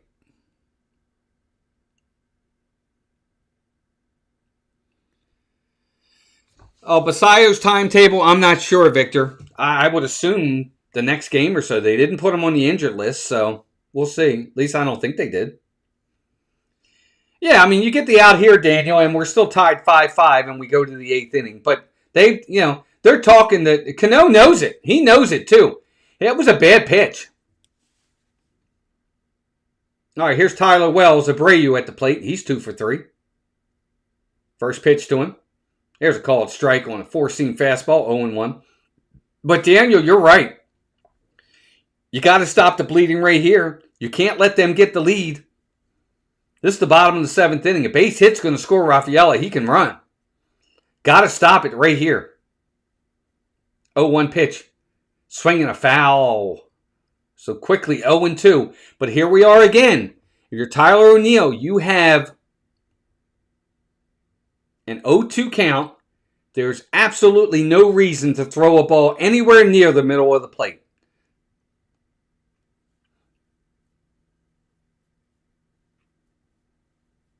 Oh-2 pitch. Here it comes. And again, right down the middle. But he hit it to the wrong part of the park. Fly ball to center field. Leo Tavares has got it. That's the inning. But yet again, an error and bad pitching costs the Orioles. Top of the 8th inning coming up. It's an exciting game. 5-5 game. I don't know. Daniel, I think Cano's fine. But the good teams come up in the big situations and get the big outs when they need them. He doesn't do that. I mean, I don't know. He does. Don't get me wrong. But, we need a big out right there. And it's one thing if it's a 3-2 count or it's a 2-2 count or something like that. Okay. But it's a 1-2 count. You've got 2 pitches, basically 3 pitches to waste. And he throws it right down the middle. I don't like that. That's bad execution. All right, let's do a quick out-of-town scoreboard. Middle of the 8th inning, the Guardians all over the Twins, 13-4. Top of the 8th, Rays 6-1 over the Blue Jays. Bottom of the 7th, Braves 3-2 over the Padres. Bottom of the 6th, Yankees 8-5 over the Pirates. Bottom of the 6th, Phillies 4-3 over the Dodgers. Kansas City 3-1 over the Giants in the top of the 6th. Top of the 6th, Brewers 5-1 over the Mets. End of 3, Rangers 2-1 over the White Sox. Bottom of the 3rd, Astros 6-2 over the Marlins. Bottom of the 2nd, the Tigers got a 4-0 lead over the Cubs. Middle of the 2nd, Nationals 3-0 over the Rockies. And everything else is later. Here we go. Top of the 8th inning. But you know what, Slyster? The Orioles, since, I didn't realize this, since June 28th, I think they said, the Orioles bullpen is like the number 1 bullpen in baseball right now. They've actually pitched well. Tonight it's a little bit more magnified because it's such a close game.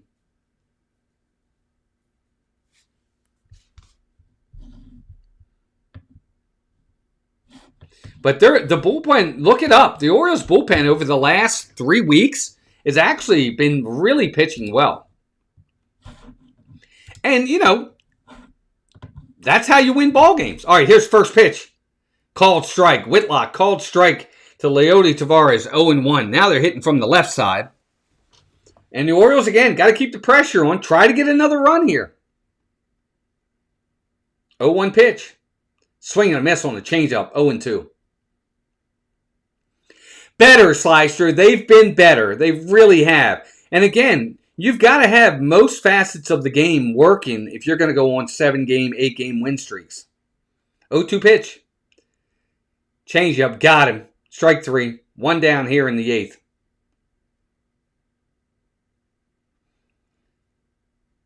All right, so Jeremiah Jackson is up next. I wonder if they will pinch hit Jeremiah Jackson and bring up Jackson Holiday here. Let's see. Let's see what they do. No, Jeremiah Jackson's going to stay in the game. Here's the pitch. Here's a sweeper outside, but it's called a strike. 0-1. Now Jackson Holiday is coming out on the on death circle. 0-1 pitch. Here's a ground ball. The second baseman's got it. Up with it. Throw to first in time. And that's the second out. Now see, this I don't like. So you have Encarnacion coming to the plate. He's 2 for 3 in this game. Right? With a home run. He's got 2 runs scored. He's got 2 RBIs. Or a home run, a run scored, 2 RBIs and 2 hits. And you're going to pinch hit him. So Jackson Holiday is going to pinch hit for Encarnacion. I mean, why wouldn't you go with this? I mean, maybe Jackson gets the hit. I hope he does. Here's pitch. Swinging a foul back, 0-1. But why not stick with the hot hand? Encarnacion is swinging the bat well. He's got 2 hits. He's got a home run. He's got 2 RBIs. Why wouldn't you stay with him? You know, you're going to bring Holiday in off the bench, cold, in the top of the 8th inning. 0-1 pitch. There's a fastball high, ball 1, 1-1.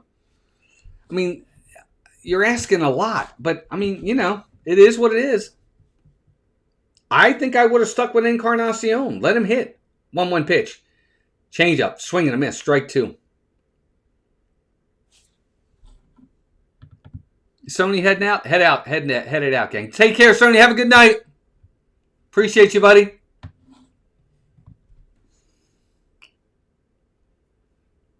One-two pitch. Here's a changeup low. Ball 2. 2-2. For as good as I've felt about this game so far, as we're getting later in the game, I'm starting to not feel too good about it now.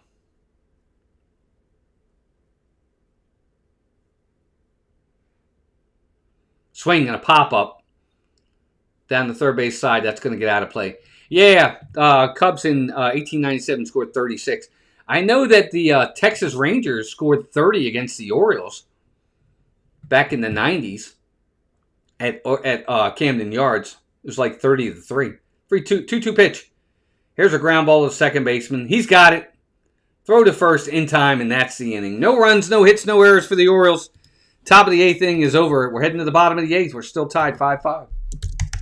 I don't know. I don't like that at bat. I don't like that decision right there by the manager. I think I would have let Encarnacion stay in the game.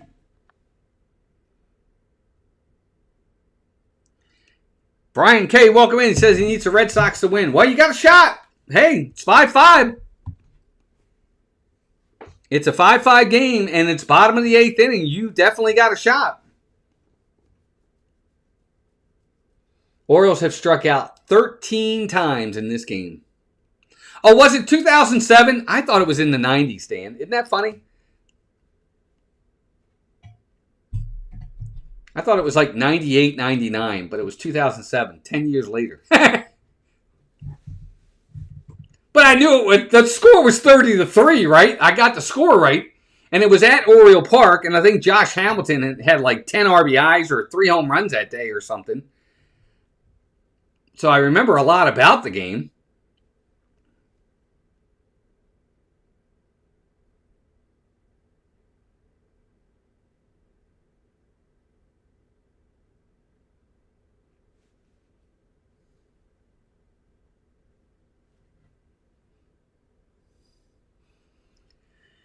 All right, so Tyler Wells has got Wilson Contreras, Yoshida, and Caleb Durbin coming to the plate. Really need a 1-2-3 inning here. Let's see if he can get it.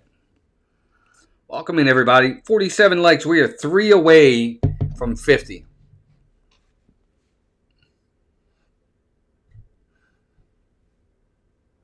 Let's see if we can get to 50 tonight. We've had a good night. Thank you all for being here.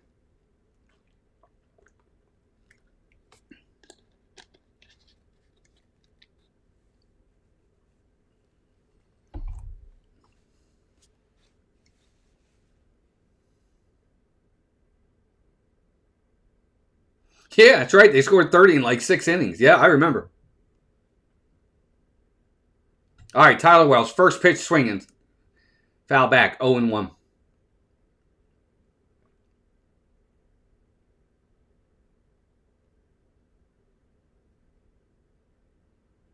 Oh, nice, Michaela. He's a big Rangers fan, huh? Nice. 0-1 pitch. Here it comes. Swinging a foul back on a four-seam fastball. So quickly, 0-2. Oh, Daniel Johnson says he lives in Jacksonville. I live in Lakeland, Florida.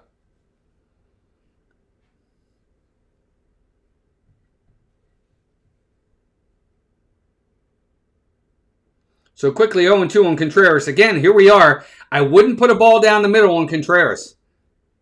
0-2 pitch. Here it comes. There you go. Change up off the plate. Smart. See if he'll swing. So Jackson Holliday's in at third. They have him playing third.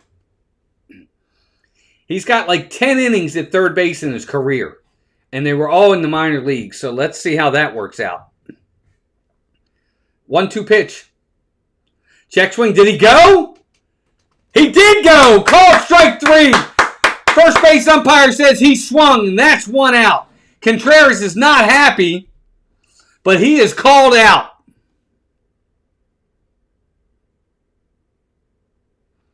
Spring Hill, Florida. Nice, Dan. Let's see if he went. Oh, it's close. That was really close. Daniel says he went to Memorial Stadium from like 1975 on. See, Contreras, now he's like swinging the bat and banging his glove and throwing down the bat and stuff like that. He's going to get kicked out of this game. Calm down, you idiot. All right, called ball 1 on Yoshida. 1-0. 1-0 pitch. Here it comes. There's a cutter for a strike. 1-1.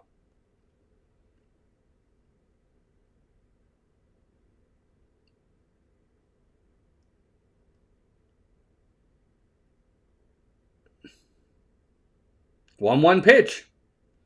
Here's a cutter for a strike. 1-2.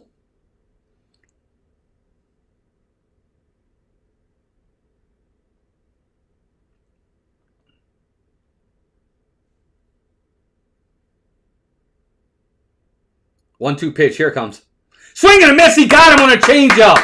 Changeup was tailing away from him, and he went out and got it, or tried to go get it, and misses it. And that's 2 quick outs here in the bottom of the 8th inning. Great job by Tyler Wells. That's what you want to see when you're ahead in the count. Just off the plate. See if he'll fish for it. He did, and he didn't get it.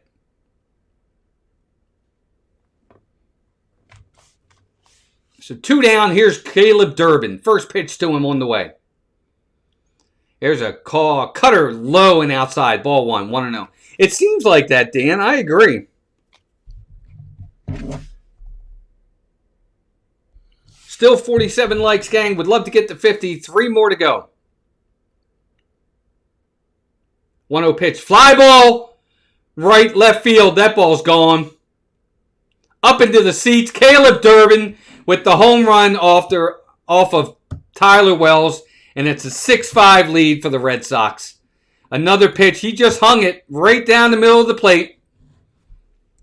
And Caleb Durbin, of all people, who's batting 190, who's batting 236 on the season, hits one into the monster, and it's 6-5 Red Sox, just like that. Tyler Wells gave it up. Yep, Brian K. It sure is a home run.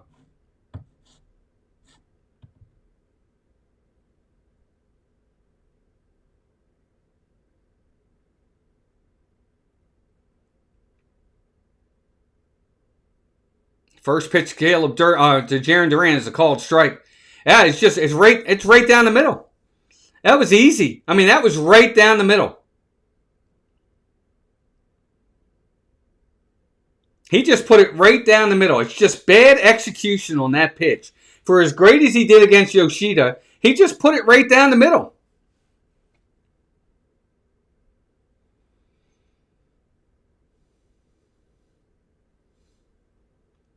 But again, Caleb Durbin, good for him. He got the big hit in the big situation. Here's a changeup for a swing and a miss. Strike 2 on Jaron Duran.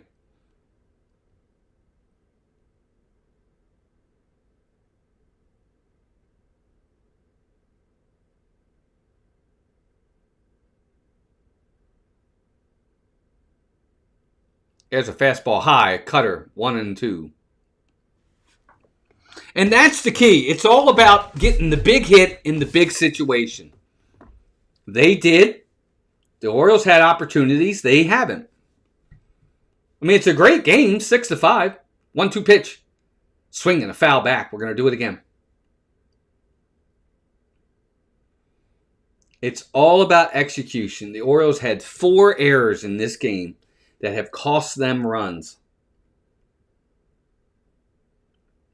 And when you don't play good baseball, you're going to lose.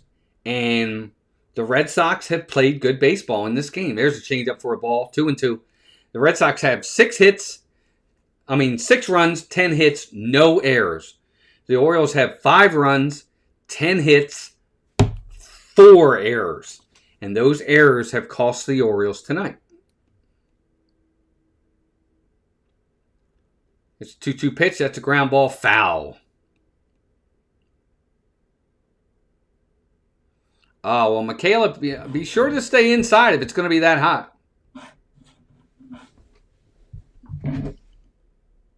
All right, 2 more legs to 50. Anthony Nunez is warming for the Orioles. I'm sure Chapman's warming for the Red Sox. 2-2 pitch. Fastball high, ball 3, 3-2.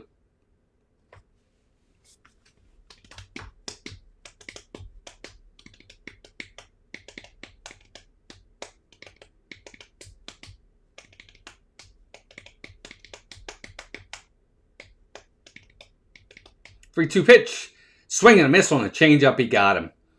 But the damage is done. The home run by Caleb Durbin gives the Red Sox the lead. We're heading to the top of the 9th inning. 6-5 Red Sox. And Aroldis Chapman is coming into the game. The Orioles are 3 outs away from that 7-game losing streak going away. And again, they did it to themselves today more than anything else. They have allowed the Red Sox to stay in this game with bad execution on throwing errors, and that's what will do you in.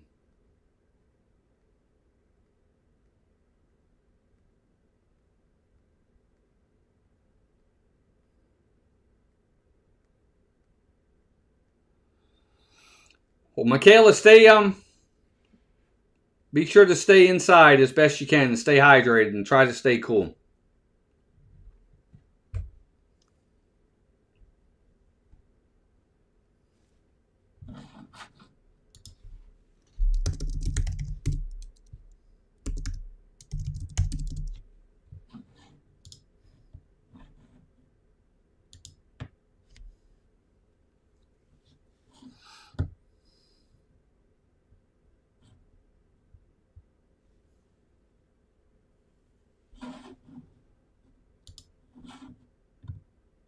See what the Orioles can do. Sam Huff, Taylor Ward, Pete Alonso. I'm assuming Sam Huff is going to have to hit. I don't think the Orioles are going to pinch hit Sam Huff because the only guys they have on the bench that could hit are all left-handers except for Chadwick Trump. And they're probably not going to hit Chadwick Trump for Sam Huff here.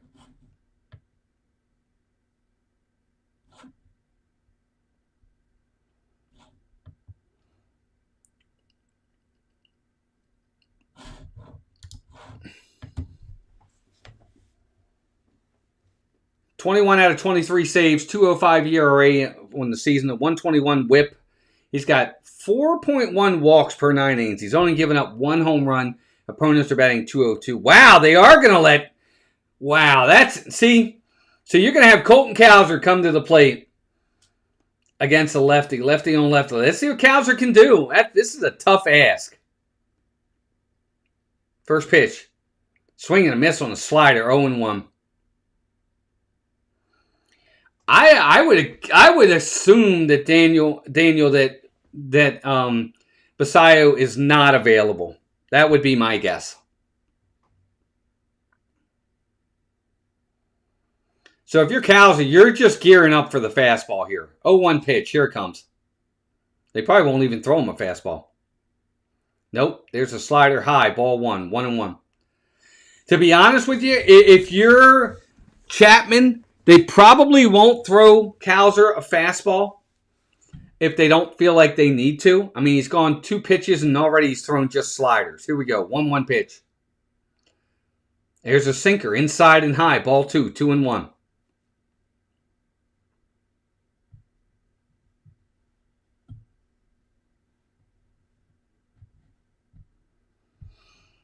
Now, Cowser can run. If you can get Cowser on, 2-1 pitch. There's a fastball for a strike. 2-2.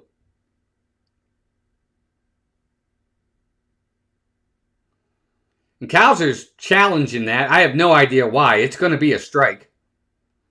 So he challenges it. I mean, it's the 9th inning. You might as well. But he loses the challenge. So the Orioles are down a challenge. And it's a 2-2 count. Yeah, I don't know why either, Michaela. I don't know if it's the angle of the pitch out of the left-hander's hand. 2-2, here it comes. Pop up. Third base side, but it's going to get out of play. They went with the slider again. They've only given him 1 fastball so far. He's seen 5 pitches, 3 sliders, 1 sinker, and 1 four-seam.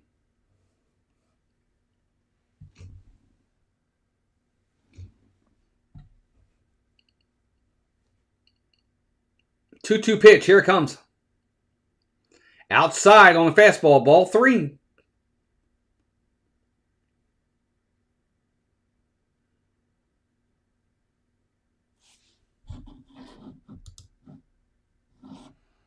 So, to Cowser's credit, at least he's run the count full. Let's see if he can get on. 3-2 pitch.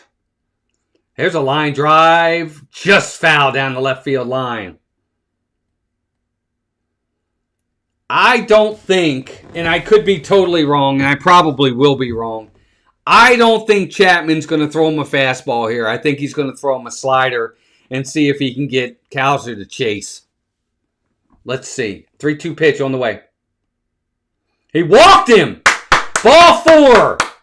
Fastball in the dirt, and Cowser does draw the walk.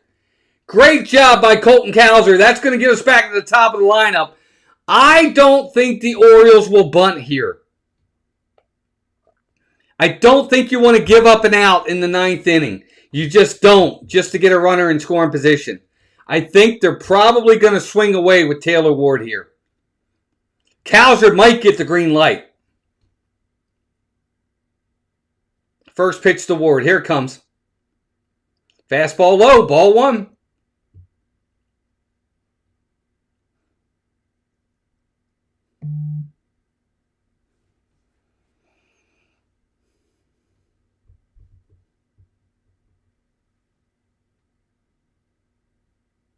One-oh pitch. There's a fastball for a strike. 1-1. That's a good take. That's a good take by Taylor Ward. Make him throw a strike. You know, he just walked the first guy. He threw ball 1 to you. Make him throw a strike. Now he has. Now you're ready.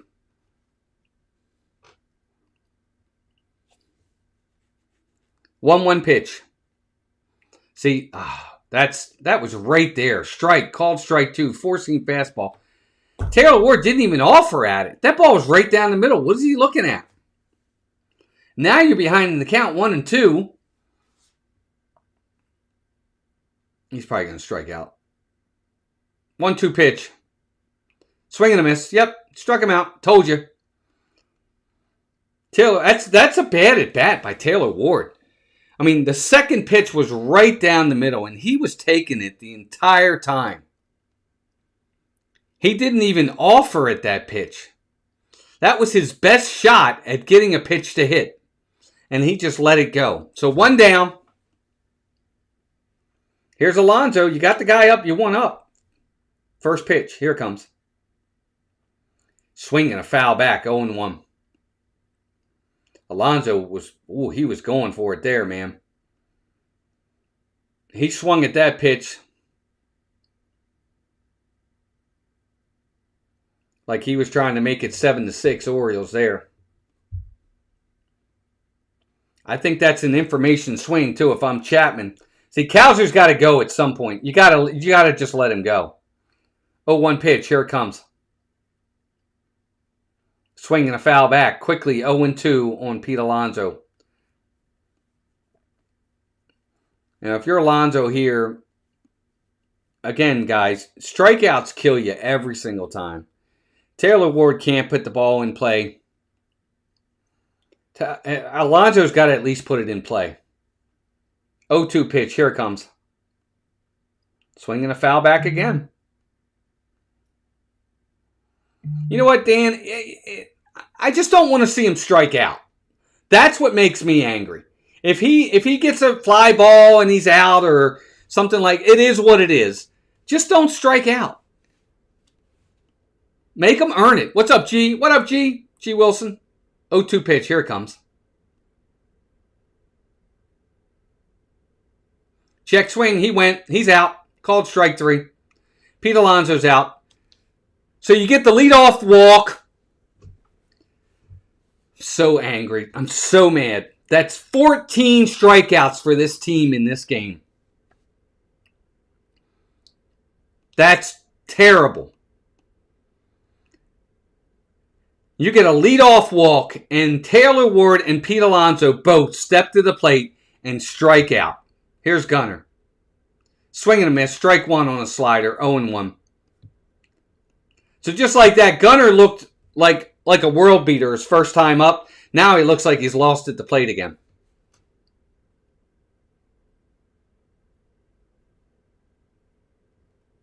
Oh, 1 pitch. Here's a slider in the dirt. Ball 1. 1-1.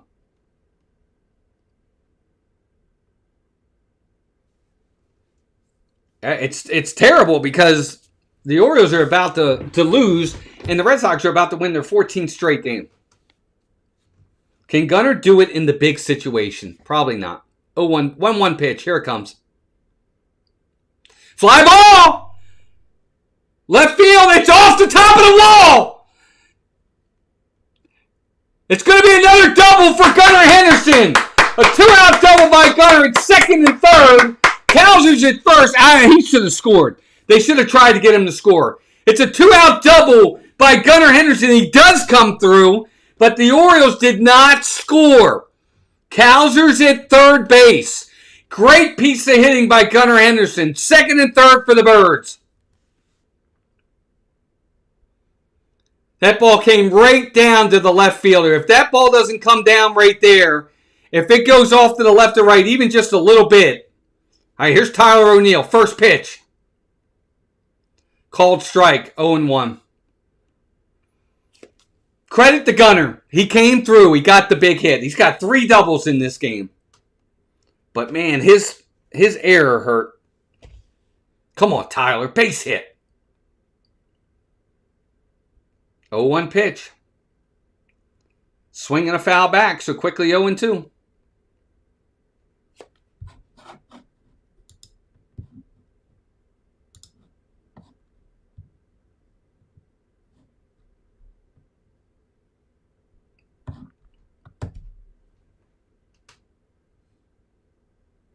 Oh, 2 pitch. Here it comes. I'm sure he'll strike out.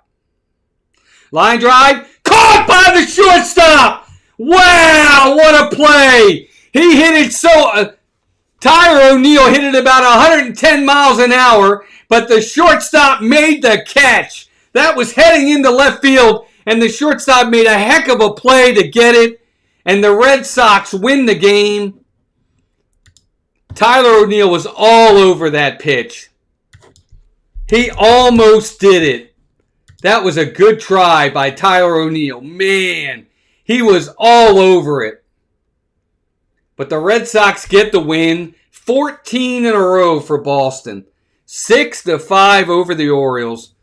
Great. You know what? Man, there's so many good things and so many bad things in this game for the Orioles. It's a microcosm of the season. He hit that ball a ton.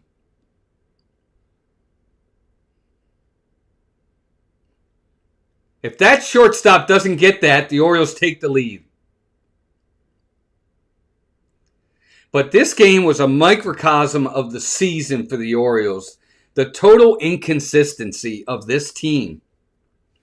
All the errors. 4 errors in this game. And yet they were still about 2 inches away from going back up in this game and taking the lead. Tyler O'Neill, he crushed it. He hit it on a line, and the shortstop made a lunging grab and got it. It is what it is. But the Red Sox won because they executed better than the Orioles by a little bit. 4 errors in the game you're gonna lose 9.5 times out of 10 when you commit 4 errors. It is what it is. You know, ShaneBaz pitched well. Gunnar Henderson got 3 doubles in the game. They looked good at times. At other times, they haven't. Yeah, Jeff, they have. You know what, though? These are the types of things why teams win 14 in a row. This is a game that they should have lost, right? But the Orioles, with 4 errors, just basically hand them the game. And that's just, they did what they had to do to win. Good for them. Fair. You know, it kudos to the Red Sox for finding a way to win. And it's just that simple. It's just that simple. It's you know, if you're the Orioles, this game's over. Wash it, rinse it out, forget it, flush it down the toilet. Tomorrow, come back. You got Kyle Bradish on the mound. Get the win tomorrow, and then you got a shot on Thursday to win the series. It's over. There were good aspects of this game today. There were some bad aspects of this game today. And at this point, it's a learning tool. They got to go with it. Anyway, guys, thanks for being here tonight. I hope you guys enjoyed it. I definitely enjoyed it. Thank you, mods. Great job. All the new members, all the new people who subscribed. Thank you. Appreciate you. Hope you all enjoyed it. Tough loss, but I still had fun. It was a good time. Thanks for being here. Anyway, hope you all have a great night. Until next time, take care of yourselves and each other, and we'll talk to you soon. Final score, Red Sox 6, O's 5. Bye, gang.